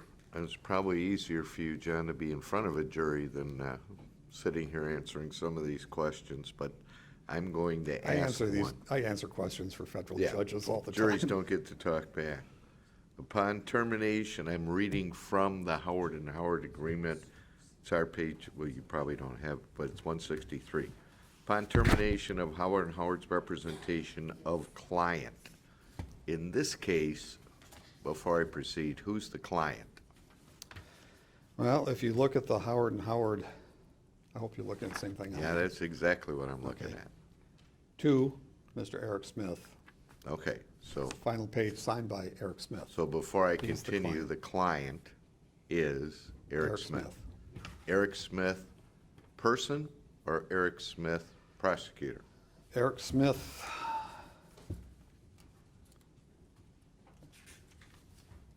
Eric J. Smith, period. Okay. Continuing, it says whether by client or Howard and Howard, you will remain liable for any unpaid legal fees and costs, and we reserve the right to request from you any past due amounts and additional fees and expenses. So I'll stop there for a minute. Alls we're talking about right now is the one invoice you have received from Howard, or Finance has received from Howard and Howard. Is that correct? As far as I know, yes. Excuse me? Well, I only know of one. I don't know if there's another one floating around out there. But it's just the one that's just shy of $10,000. Okay. Continuing, in advance, that may be incurred by Howard and Howard in transferring or transitioning any of our legal matters to any new legal counsel before doing so. So you've got a bill, you've got a client. Now, in this termination of engagement, it says there can be additional amounts incurred in transferring or transitioning any of the legal matters to the new legal counsel. Yes. So we don't know that this is a one-time shot, do we?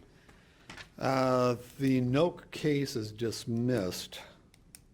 There would really be no legitimate reason for transferring Noak to anybody for any purpose, because it's over, it's done.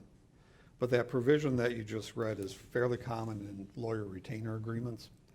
Again, I go back to the example of I've worked the case for you for a year, you fire me or I quit. You get another lawyer under the ABA standards and the Michigan Rules of Professional Conduct, I have to give that new lawyer the file. I'm going to bill you for the photocopier, the staples, the time it takes to make a copy of the file and give it to your new lawyer. That provision will also cover the cost of a collection action against the client. If I, the lawyer, have to sue my own client to get my bill covered and to pass on the cost of that collection action to the client as well.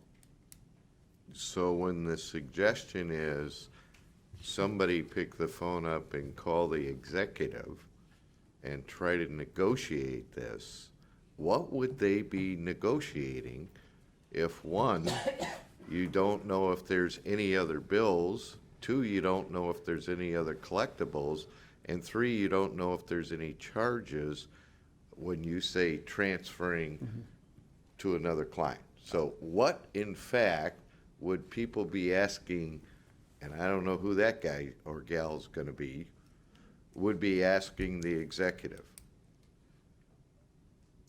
If it was me, Okay, we'll pretend it's you. How's that?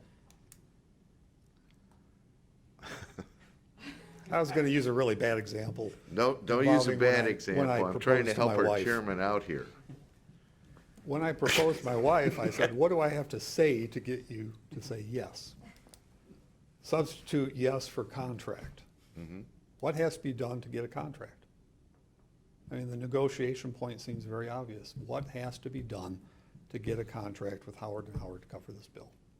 That's the ultimate goal, isn't it?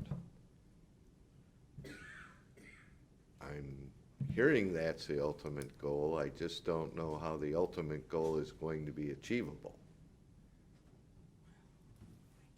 That's what negotiation is all about. Thank you, Mr. Chair. Anybody else? Because I have a question. John, here's your Court of Appeals questions, okay? Look, the issue isn't really the individual department in question here.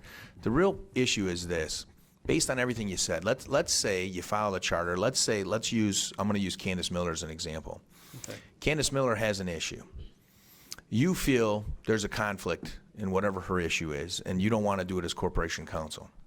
Candace Miller says, I'm going to go to the executive, and I want to get a contract. I want to ask the executive to give me a contract to get my own counsel, okay? And then the process would be they would come in front of the board, and the board would authorize the use Yes. of that counsel and approve the contract. Yes. Okay. Assuming it goes over 35. Here's which the it probably risk. would. You see the risk in this, and this is then it becomes a little bit of a struggle that I don't want to see happen. What happens if the executive says to Candace Miller, I'm not giving you a contract. Good luck. I don't think what you're asking for is, in my opinion, something that warrants you having your own independent counsel, and so I'm just not going to sign it.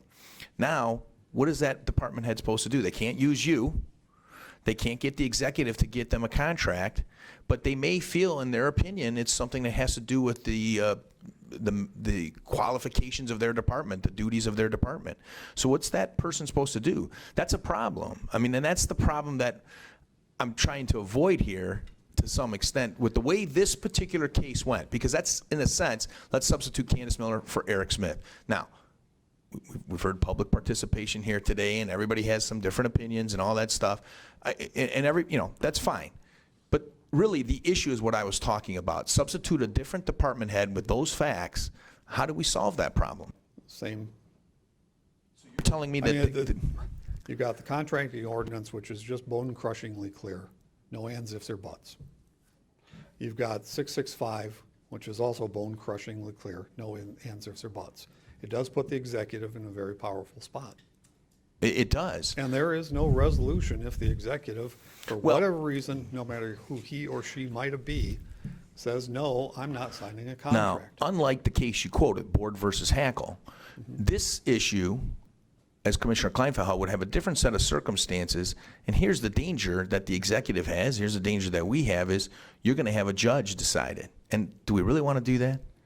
Do we really want to have a judge decide in a circumstance like this that a department head should have had an attorney under these circumstances with a conflict, with a cross-claim by corporation counsel, with them saying, look, we're in a lawsuit and all of a sudden our own counsel who's defending us cross-claims us, and now we went to the board because we couldn't get the executive to give us a contract. The board authorized the use. Then we went back to the executive and said, hey, here's a contract. Will you sign it? And the executive says, I'm not going to sign it. Okay. That's going to lead a judge to make that decision. And the way I operate is I'd rather, like you said, I'd rather sit down with my wife and figure it out ourselves than have a court decide it for us. So that's a problem that, could come down the road here. And I like your solution. I like your solution that somebody goes and talks. But it doesn't necessarily have to be the board that does that. The board would only be doing that to avoid what I was just saying, to avoid a judge telling us how to operate our county. It would be, in my opinion, it would be Eric Smith that should go to Hackle and say, under the circumstances, can you give me a deal here and give me a contract so I can pay this attorney off? I think that's what should really happen. I don't think it should be anybody on the board that has to contact the executive to tell them this, except for what I just said. Do we really want to have a judge telling our executive, no, you're wrong, or board, you're wrong? I think this can be solved, hopefully, maybe with the suggestion you said. But anyway, you agree with me on what I'm saying? Yeah, we've done the research. If there's a lawsuit, we win.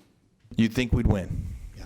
Okay. There's Well, case law that says anyone dealing with a government entity is responsible for knowing all the government entity's contracting standards, including the authorization of signature authorization. It's incumbent on Howard and Howard to figure that out. We ran into this downtown of the city probably once a year, where it was always a deputy department head signed a contract, the contract went bad, there's a breach of contract lawsuit. We left that person hanging out there in the wind every time, and the courts backed the city every time. was the city or the county sued by Yes. the attorneys, or was it sued by the department head? Who sued? In those cases downtown, it was the vendor suing the city because they're not getting paid on the contract, and the city's position was, there's no city contract here. You're responsible for knowing Right. that this person didn't really have contracting authority. Okay, Commissioner Drollet. Thank you, Mr. Chair. So we have in the charter a provision that allows the board to authorize use of an attorney. Yes, Then we have a contracting ordinance. yes. The contracting ordinance, it would seem to me, does not supersede the charter. In other words, if there's an appearance of unclarity, the deference would be to the charter, not to an ordinance. We write as a board ordinances. We could, write, change, rewrite the contracting ordinance any legal way we see fit. We don't have that authority with the charter. That requires the people's approval. It would seem to me that the charter specifically authorizing the board to allow the use of an attorney very strongly implies that supersedes anything an ordinance is created. Charter section 3.17 also says, no instrument is binding on the county for payment unless the executive signs it. So the charter also says the same thing as the ordinance. Okay, so we're not talking about the contracting ordinance then, we're talking two provisions of the charter. Now we're talking one provision of the charter read in context of another charter provision and an ordinance. And you can't divorce the three of them. I'd like to divorce the ordinance from the two parts of the charter, because I think we should defer to the charter, in trying to sort it out primarily. Well, even if the charter controls over the ordinance, the charter also says the executive has to sign the instrument before it's binding for payment on the county. Okay. That helps make it unclear. Thank you. All right, Commissioner Kleinfeld. Thank you. On that note, if you remember, Clerk Springer refused to sign our minutes because she disagreed with what happened at our meetings. Yeah. But she was required to sign our minutes. If we authorize the use of an attorney, I would believe in that situation, the executive has to sign the contract. Has to? No. Well, she had to, but she refused. But that was the rule. Same thing. She had to sign the minutes. It's the same situation. Executing a contract at the executive level is purely discretionary. You couldn't even get a mandamus action to force him to sign a contract because it is discretionary. That's actually covered in the Hackle versus Ward lawsuit. So that your opinion, and I'll stop talking, is that sentence that says we can authorize the use of an attorney means absolutely nothing. It means you can authorize the use of the attorney. The countywide then goes forward, gets a contract, puts it through the entire state, like everybody else in the Right, but if the county. county executive won't use it, you're saying that section doesn't give that authority. Correct. Okay. If I get a new Jaguar and send my contract through the system, All right. I And would expect the them not last to thing sign I that. would say is, the county exec's office is here. I think I don't know if we need to have a negotiation. I mean, it's pretty clear we've got to, anyway, it's pretty clear we have a couple of issues that need to be dealt with and that involve the same thing. Thank you. Well, and this is why this has been going on and on for a couple months now, and that's why I wanted to have on the agenda so that our corporation counsel can explain and understand and narrow the issues down on it. So it's a motion to receive and file, basically what was supported or moved by Don Brown, looking for support. Support by Commissioner Kleinfeld. John, thanks a lot for coming. Appreciate it. We'll see where it heads to next. Okay, next item on the agenda is 5G. This is a request for independent legal counsel by the prosecutor's office. We have Mr. Van Land. Come on up.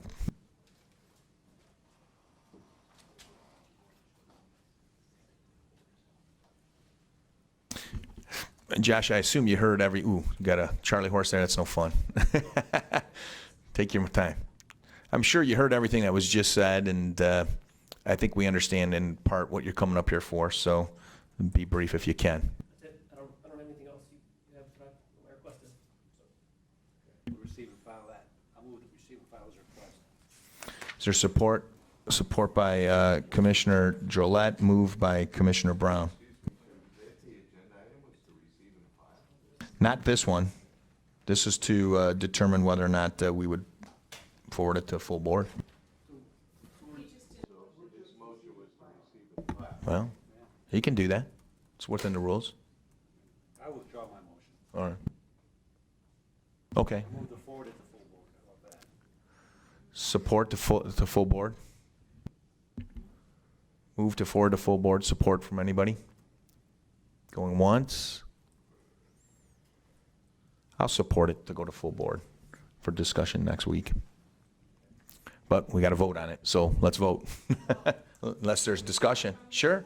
Yeah, well, sure, of course. I didn't know if nobody was talking before, so go ahead, start your talking.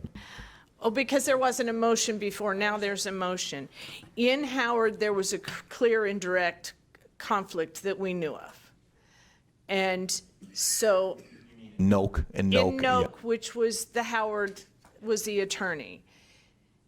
We don't all agree that there's a clear conflict on all these other cases. Now, my understanding is the board has approved one other, which is the appellate case on another case, but I have no idea how much that costs, because the bill that the gentleman spoke to didn't just deal with one case, it dealt with several other cases too, right? It wasn't. No. That 19,000 was on the appeal alone? No, the 10,000 that Piser's talking about is on the Noak case, and that's all that we're here for, is the Noak case. We're not talking about the other case. No, Clark, yes. I'm going to withdraw my motion until we get clarification of all these things. I'll withdraw my support.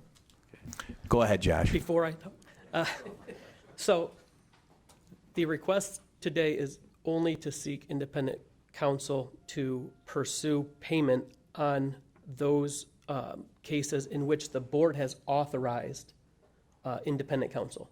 Nothing else. And the board has authorized independent counsel, one on the Noak case for Howard & Howard, and on the appeal for Maynard, which is Clark Hill. That's the one I'm talking about. So that is here, and we don't have any idea how much that is. Right. There is no bill that has been submitted yet. The appeal is still ongoing. And frankly, the amounts of these things, that the attorneys can reduce their amounts or whatever, that once you decide that it can be paid, the amount is a separate issue that you don't have to, I mean, you can take a look at the bill and say, whoa, this is too much, and tell them that. But the question of whether or not it gets paid is what I'm here to ask for counsel for is. But you're indicating the 19,000 that Clark referred to is not associated with the appeal. No, that was for the Davis case that has been denied. And okay, right.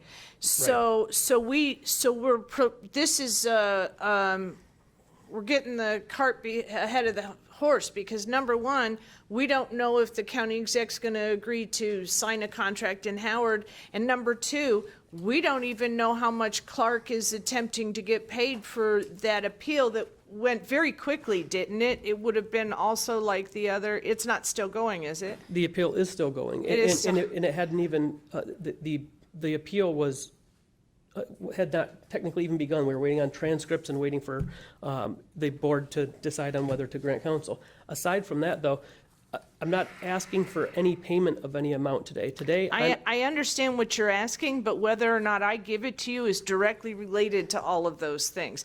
If I don't see a conflict anywhere else except for Howard, and there's a possibility that we can negotiate with the county exec's office to pay Howard, then I can't support this.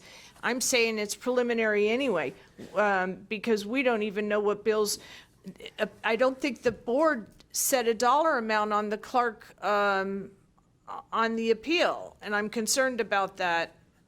Perhaps, anyway, I think it's too early to make a decision, but if Howard's taken care of, I can't support this anyway. Thank you. if I may, just briefly. Sure. So with all due respect, the board's already authorized the use of counsel. I don't disagree that it's not a problem for the board to certainly say, we're going to put, no more than this without you having to come back. I mean, all that can be negotiated still. What I'm trying to accomplish now is we have one bill that has been denied by finance on Corporation Counsel's recommendation. Sounds like that's not happening with, other bills that are being submitted to finance, that they just singled this one out, yet the other ones are getting paid. And now we need somebody, with legal authority, a judge, to say, okay, Corporation Counsel's interpretation is either right or wrong about whether or not this bill can be paid. But that specific bill was on something that this board didn't approve. This board had tabled and had not made a decision when that money, when those services were provided. My understanding was the meeting that I missed, he came up and said, well, I'm already owed $19,000. The board had not approved it. Different case. That case is not involved. That's a Davis case that has been denied. I'm not coming before the board for But anything. you did indicate a bill's been denied. Howard bill has been denied by finance. Yes, but you're not asking just for Howard. You're asking for all of the cases. No, I'm not. I'm asking for Howard and Howard's bill on Noak. And then I'm asking Clark. for Clark Hills on the Maynard appeal. And this board can certainly say, Okay. well, we're going to make sure you've already authorized the use, so that's fine. If he needs to cap it at a certain amount. it All is. right. Okay, that's it. I'd rather wait till we see if we can negotiate on Howard. Thank you. Commissioner Kraft. Thank you, Mr. Chair.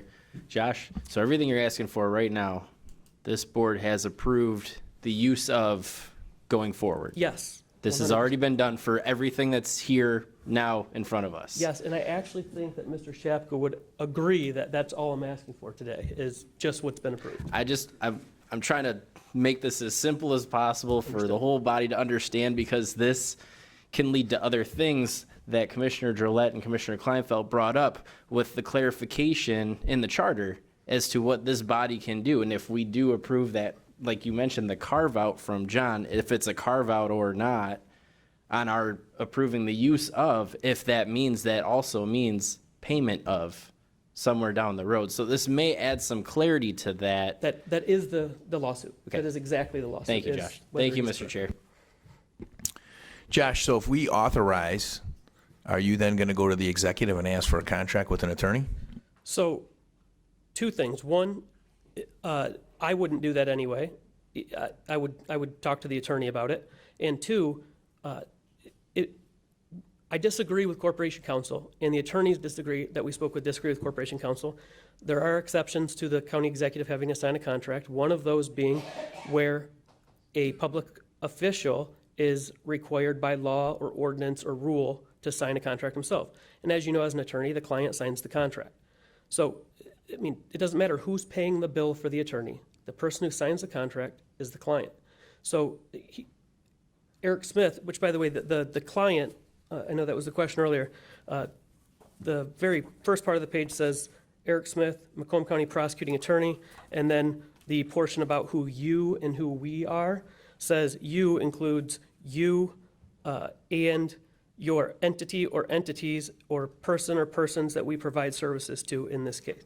So the client is the Macomb County Prosecuting Attorney and his entity being his office. Again, these are all, just as, it's just not fair for me to sit up here and say all this stuff and say that Mr. Shapka's wrong when we don't know. But both of us have our interpretation, and I agree wholeheartedly that reasonable minds could differ. This is not a complex thing. This one would go before the judge. The judge would decide, this issue, and we'd be done. The only thing, Josh, to answer my question again is, and you said you wouldn't do it, why wouldn't you go talk to the, if we authorize the use? I wouldn't. You wouldn't, okay. But why wouldn't the department head, in this particular case, said, okay, commissioners have authorized the use, they get it, there's an issue here. Go to the executive and say, just like Corporation Counsel said, hey, honey, what can I do to make this work? You know what I mean? In a sense. And now, listen, Right. I'm telling you, I think there's a systemic problem with that, and that's what I think is going to end up possibly going to court. But I don't want it. I don't want it to go there. Right. And if you've heard, To answer your question, why, is because, the contracting ordinance says we don't need the executive signature if we have the board's approval. And it's a clear exception. It says flat out, contracts that do not require the executive's approval. And the exceptions to this executive signature says B, a contract for which a public servant is required by federal, state law, rule, regulation to be the signatory. As the client, as the elected department head, as the countywide elected official, that's the person who signs when it's his office that is going to be the client. So that's unnecessary, as long as we had the board's approval for it, of course. And then the other reason is because, it's been made clear that it's not going to happen. I mean, the only time that it's ever wavered is when, another department came before the board today and said, we have the same situation, but finance has paid those bills. if we approve this motion, will you ask? Will you just at least try to ask? I personally won't, but I will ask the attorneys to ask, and they will. Why do you need the attorneys to ask? In other words, Well, because I'm an assistant prosecutor. I mean, I mean, you're right. We've heard some testimony here earlier. Okay, all right. I'm trying to get them on record, but I'm really just trying to see if we can do it the way the process would be. I understand that would be, that would be an easy solution if we didn't have to push this position. I get it, and I will present that, Okay. for All sure. right. Commissioner Ha. I haven't heard an easy solution yet. And quite frankly, Josh, we went through all this dialogue on the bill at the last board meeting, and a lot of the "you're wrong, he's wrong" came up at that time. You're the one that is looking for payment of a bill. And I had suggested this. I'm going to suggest it to the chairman again when he's listening.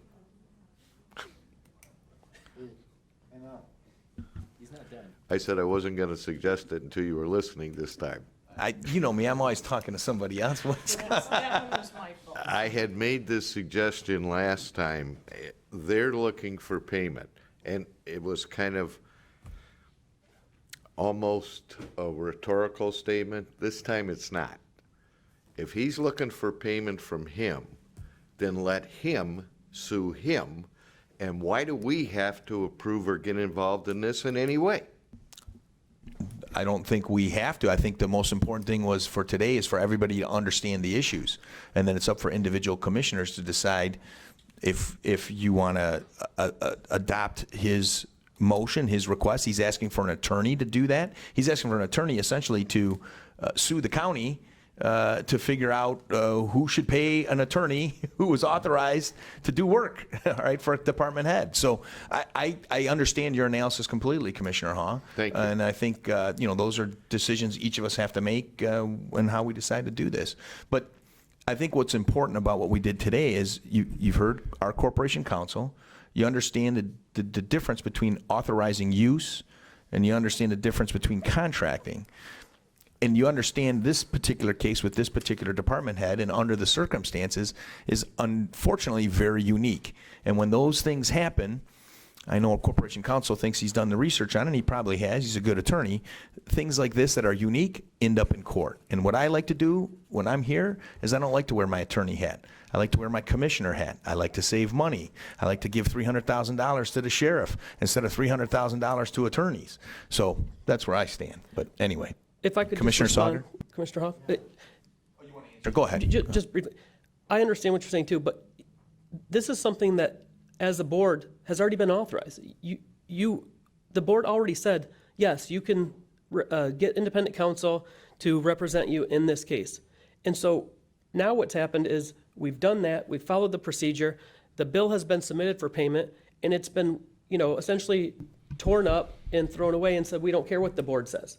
That's exactly what's happening, is we don't care what the board says, we're not gonna do it.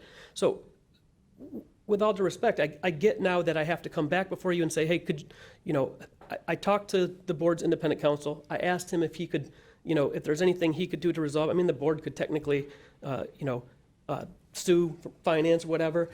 And I put that as an alternate solution. If somebody's got to order finance to carry out this board's orders, and what's happening is nobody can do that without a court order. So I'm just asking to enforce what you already voted on. That's it. Josh, I've gone back in these billings, and this will be my last comment on this. And there's billings going back to May all the way through June, end of June. And I asked the question, who authorized representation back in May, and you're now telling me the board did? You're going to have to. The board did authorize. I really want to see that document. I really do. Are you, so is the board I'm done. withdrawn? Thank you, Chair. We have debated this to death. I think, with all due respect, that there were multiple cases. I'm not here on anything this board has denied. There was no dispute that the board authorized the use of independent counsel for the Note case, which was Howard and Howard, and for the Maynard appeal, which is Clark Hill. Now, the board denied Clark Hill for Davis. The board denied anybody for us wanting to sue with regard to FOIA stuff. The board denied, everything else, if there was anything else that came before. Those two, the board has already authorized, yet finance is refusing to comply with the board's authorization. I just need somebody with authority, either this board or a court, to make finance follow the order you already issued. If there's a dispute in amount, that's different. I'm not before the board on amount. Hey, as far as I'm concerned, anybody can go to them and say it's too high and that bill gonna have to get reduced. It is what it is. I'm just here to make sure that the board's authorization is being carried out. If finance came up here and said the bill was too high, that's a different story. It's a different discussion. I'm all for, reducing the amount of independent counsel fees, especially when I'm fully aware of what happened in each of the cases. I know what they did. So, but I'm not there yet. I mean. Comment, Chairman. If Commissioner Brown would like to remake his motion on receiving and file, I'd be more than happy to support it. Okay. Commissioner Sauger. Yeah, this reminds me, and I've never gone through a divorce. This reminds me of a divorce court where I've taken prisoners up or clients up there or people from the jail. You guys need the money. You guys need the money to pay off this, whatever it's going to be. But you don't want to talk to the guy upstairs on the 8th floor who's got a secretary down there. Give him a call and I want to meet you, but you don't want to. And don't shake your head and smirk, because that's the guy that's got the power. And until he tells me that he's going to vote and pay for this bill, I'm not voting for it. But you're going off what Corporation Counsel is. Corporation Counsel is No, saying, not a 8th floor is executive. Corporation Counsel is saying that's the person with the power. I'm citing the exact same document they are and saying the exception says the executive's not the person. The board is.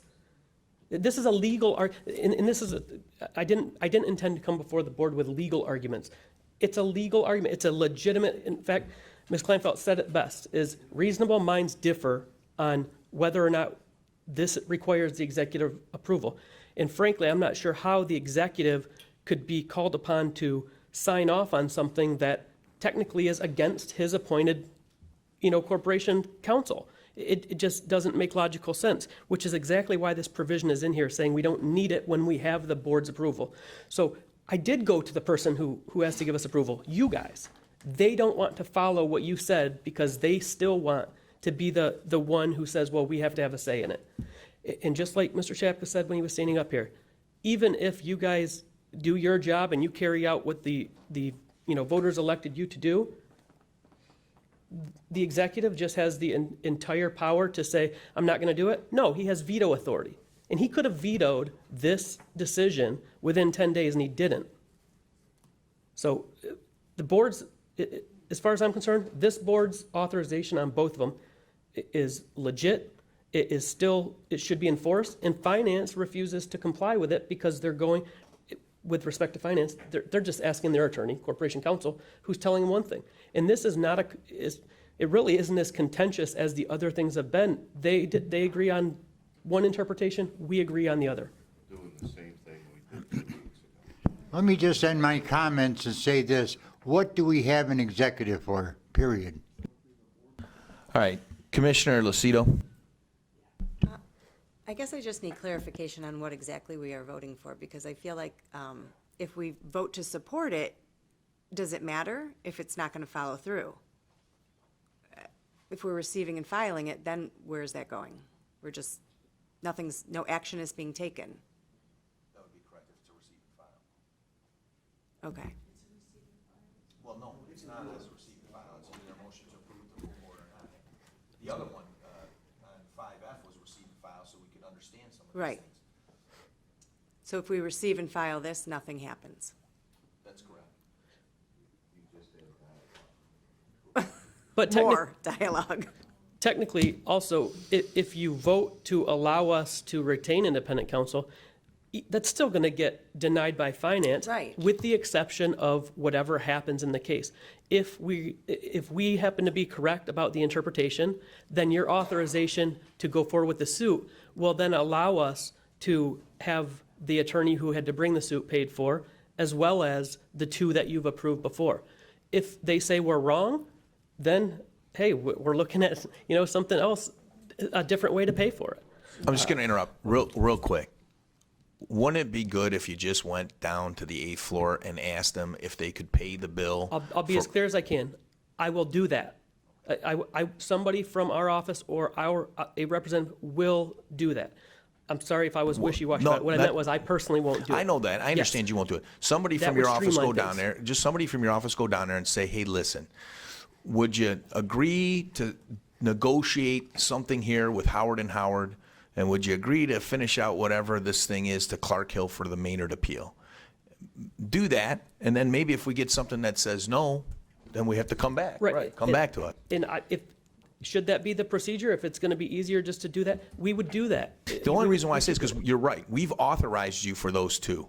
We've given you authorization. You're asking for a third authorization to pay those two. No, So, not to pay him. You've already authorized him. but to get an enforce attorney to what you fight, already did. but you're asking for, you're getting a third authorization to get an attorney to go ahead and sue the county to pay these two attorneys. And I get where you're coming from. I get that. I've been telling you, this is poorly written thing, and there's ambiguities. I'm not going to get into all that. But maybe it would be easier. Certainly would be easier. If we followed a little bit of what Corporation Counsel says, and I know you may have some issues with them, but to just go down there, your department, or even these attorneys go down there and say, look, we've got authorization from the board. What can we do here so that we get paid? Because as Commissioner Hawes said, in the end, it may be them that has to sue the county, not you guys are authorizing an attorney to sue the county. They may have to sue themselves at their own dime. Certainly. And had we heard anything like that before today, I mean, the last time we were here, nothing can be done. Look, this is as unique as the Karen Springer thing, okay, which we went through the last time in the last term. So this is a whole other thing that we got to deal with here. So anyway, do we have anything else that has to be said? I'd like to make a motion, Okay, Mr. Chair. no, Commissioner Lucido had the floor. Mike, does anybody know if the BOC's attorney has weighed in on this? I mean, these two completely disagree on what it says. And I mean, somebody else has to have an opinion without us necessarily going to court over it. I have actually consulted with the board's attorney. It would be wrong for me to say, well, he gave me this opinion or not. What he said was, at this point, there's no resolution. It's essentially, it was literally like a one-line or two-line response to the email saying, at this point, there's no resolution, so maybe that wasn't helpful. Okay. Real Chair, quick, I'd like to Commissioner make a Kleinfeld, motion. Commissioner Kleinfeld, real quick, you're on the floor. Okay, just real quick, the aggrieved parties are those attorneys. So if they sued, there wouldn't be anybody having to pay them to sue. You don't need to sue because they could sue and they're providing their own attorneys. So they're the aggrieved parties, number one, but number two, the premature thing. Thank you. That's why Okay. we're asking for the same attorney to do this suit. Commissioner Drollet? Mr. Chair, I'd like to move that we postpone this till next month's meeting, and if it's seconded, I'd like to speak to that. The same argument next month after you postpone it. If it's seconded, I'd like to speak to it. All right, seconded by Kraft, moved by Thank you. Drollet to postpone to September's. And I respect Commissioner Sauger's frustration that it would be the same arguments potentially, but I'm not entirely certain from my perspective that it would be. I would like to hear more from our board attorney. I'd like to do a little bit more research on an interpretation of the charter here. I think it's an important consideration beyond just the scope of this particular case. May I make So a friendly amendment to your motion? How friendly is it? That we postpone it conditioned upon the fact that the department goes to the process, to the executive and ask if they can have a contract to resolve these two things? I'd be fine with accepting that as a friendly amendment. Is there support for that friendly amendment? Okay, so moved by Leonetti, support, okay. Separate amendment, not a friendly one. Don't make it a friendly one.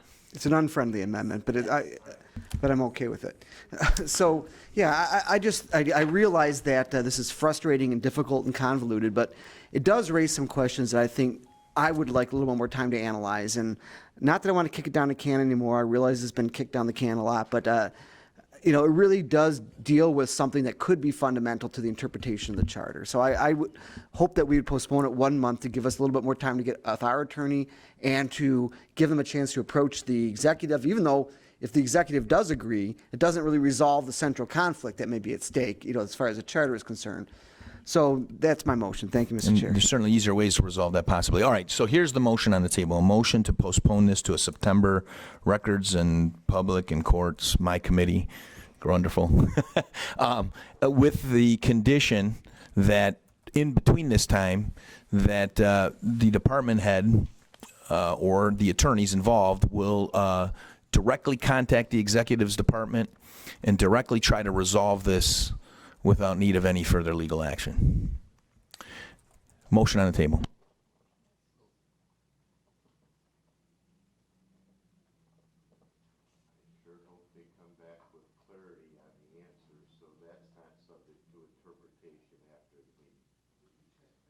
Commissioner Sauger. Hall, this is a tough issue, and I know you weren't here with the Springer thing. We dealt with a lot of these things. It was very important to have Corporation Counsel here and talk. I wanted him to explain some things. We knew this thing was coming up on the agenda, and so we're just moving step by step to try to get some clarity on this.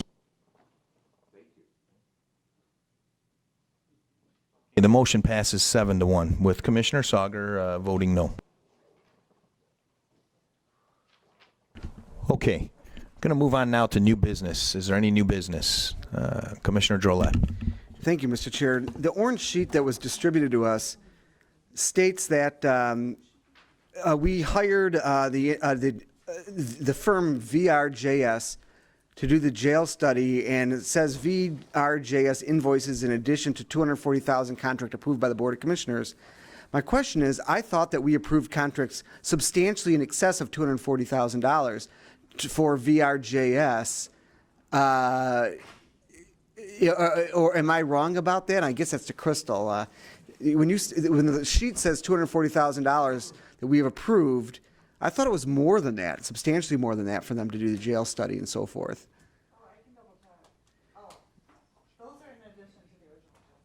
Right, but there's a box on the document. In the title of the box on the first page says VRJS invoices in addition to $240,000 contract approved by BOC. Was that a $240,000 contract? Okay, because if you're correct about that, there probably is multiple different contracts. I know we did 2 main contracts there, but essentially what's happened then is we talked a little bit earlier about the 24.7% increase in the cameras at the jail.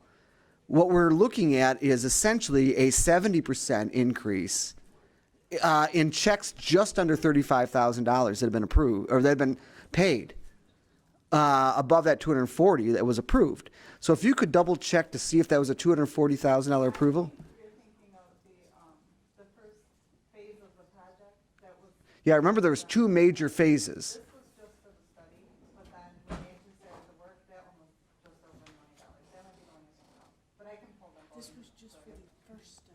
Is this something that we need to do on the record? It's new business. Yeah, I'd like to do it on the record Okay. because it's disturbing when there are checks written for $34,975, $34,935, $34,900, $34,500 that end up equaling a 70% increase in what the Board of Commissioners approved. And I just want to make sure that information is correct because that's highly disturbing. And may in fact be a violation of the ordinance that require that it requires things that cost more than $35,000 or accumulate to costing more than for substantially the same purpose. So, if we could please, Crystal, double check that $240,000 a month and confirm that the county has indeed paid us 70% more than what the Board of Commissioners approved, which would make the 24% increase on the cameras look paltry. Does this go on my committee or on finance for further discussion? It would go on your committee every month till it's resolved. Thank you, Mr. Chair. All right. Any other new business?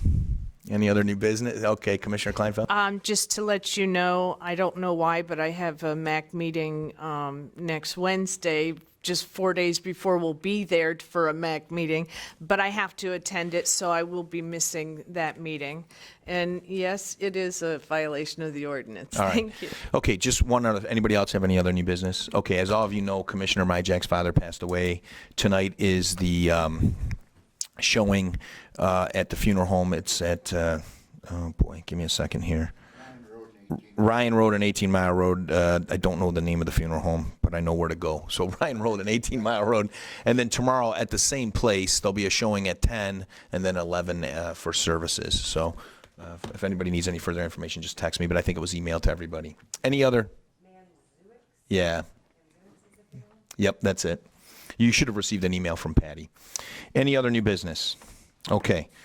Public participation. 5 minutes, but we've been here a long time. You heard a lot. Okay, thanks, Tim. I was on the Board of Zoning Appeals in Warren for many years, and I know how these meetings can run. This has not been a long meeting, but notwithstanding, ladies and gentlemen of the board, look what we're arguing over here today. We are arguing over attorney fees as a result of attorney fees as a result of attorney fees not being paid. But what I want you all to look at carefully, it's like a dog chasing its tail with Mr. Smith's office here. What I want you all to recognize and realize is look back at where this whole thing started and ask yourself if it makes any sense. Today the board is looking at the end result, that is the attorney fees generated as a result of litigation. But what was that litigation all about, and whose fault was it, okay? Let's go way back. Let's go back 5, 6, 7 months. And if we go back 5 or 6, 7 months, we'll find that Mr. Davis, Mr. Maynard, and Ms. Nauk all filed Freedom of Information requests, simple requests with the prosecutor's office. Hey, give us information concerning these secret accounts. And guess who refused to do it? And guess who engendered all this litigation? Eric Smith. If Eric Smith would have done his job under the Freedom of Information Act, which mandates disclosure of public documents, would we be here today arguing over $40, $50, $60, $100,000 in attorney fees? We would not, ladies and gentlemen. This is a classic case of a dog chasing its tail. And who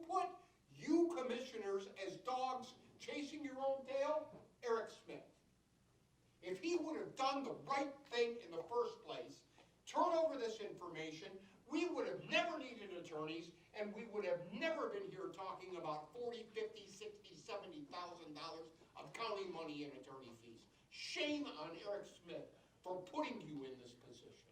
Remember, when he comes up here next time and asks you for money, for a lawyer to sue another lawyer, and go down this shithole of litigation. Tim, just try to, well, I don't mean to interrupt, just don't swear, please, okay? Yes. Then you ask him, Mr. Van Land, why didn't you turn over the documents in the first place and avoided all this problem? And have not put the County Board of Commissioners in this unfortunate situation. And also put all these attorneys in this unfortunate situation. This is a matter of Eric Smith's own making, and if he did the right thing in the first place, we wouldn't be here. Remember that. Remember next time when this matter comes up, saying, whose fault was it in the first place? Remember that. Thank you. Any other public participation? Going once, going twice, going to close out public participation. Adjourn. Commissioner Drollet. Sorry, we're just going to adjourn. Thank you. No vote on it. I gotcha. We can do that under policy. Yep. All right. See you next Monday.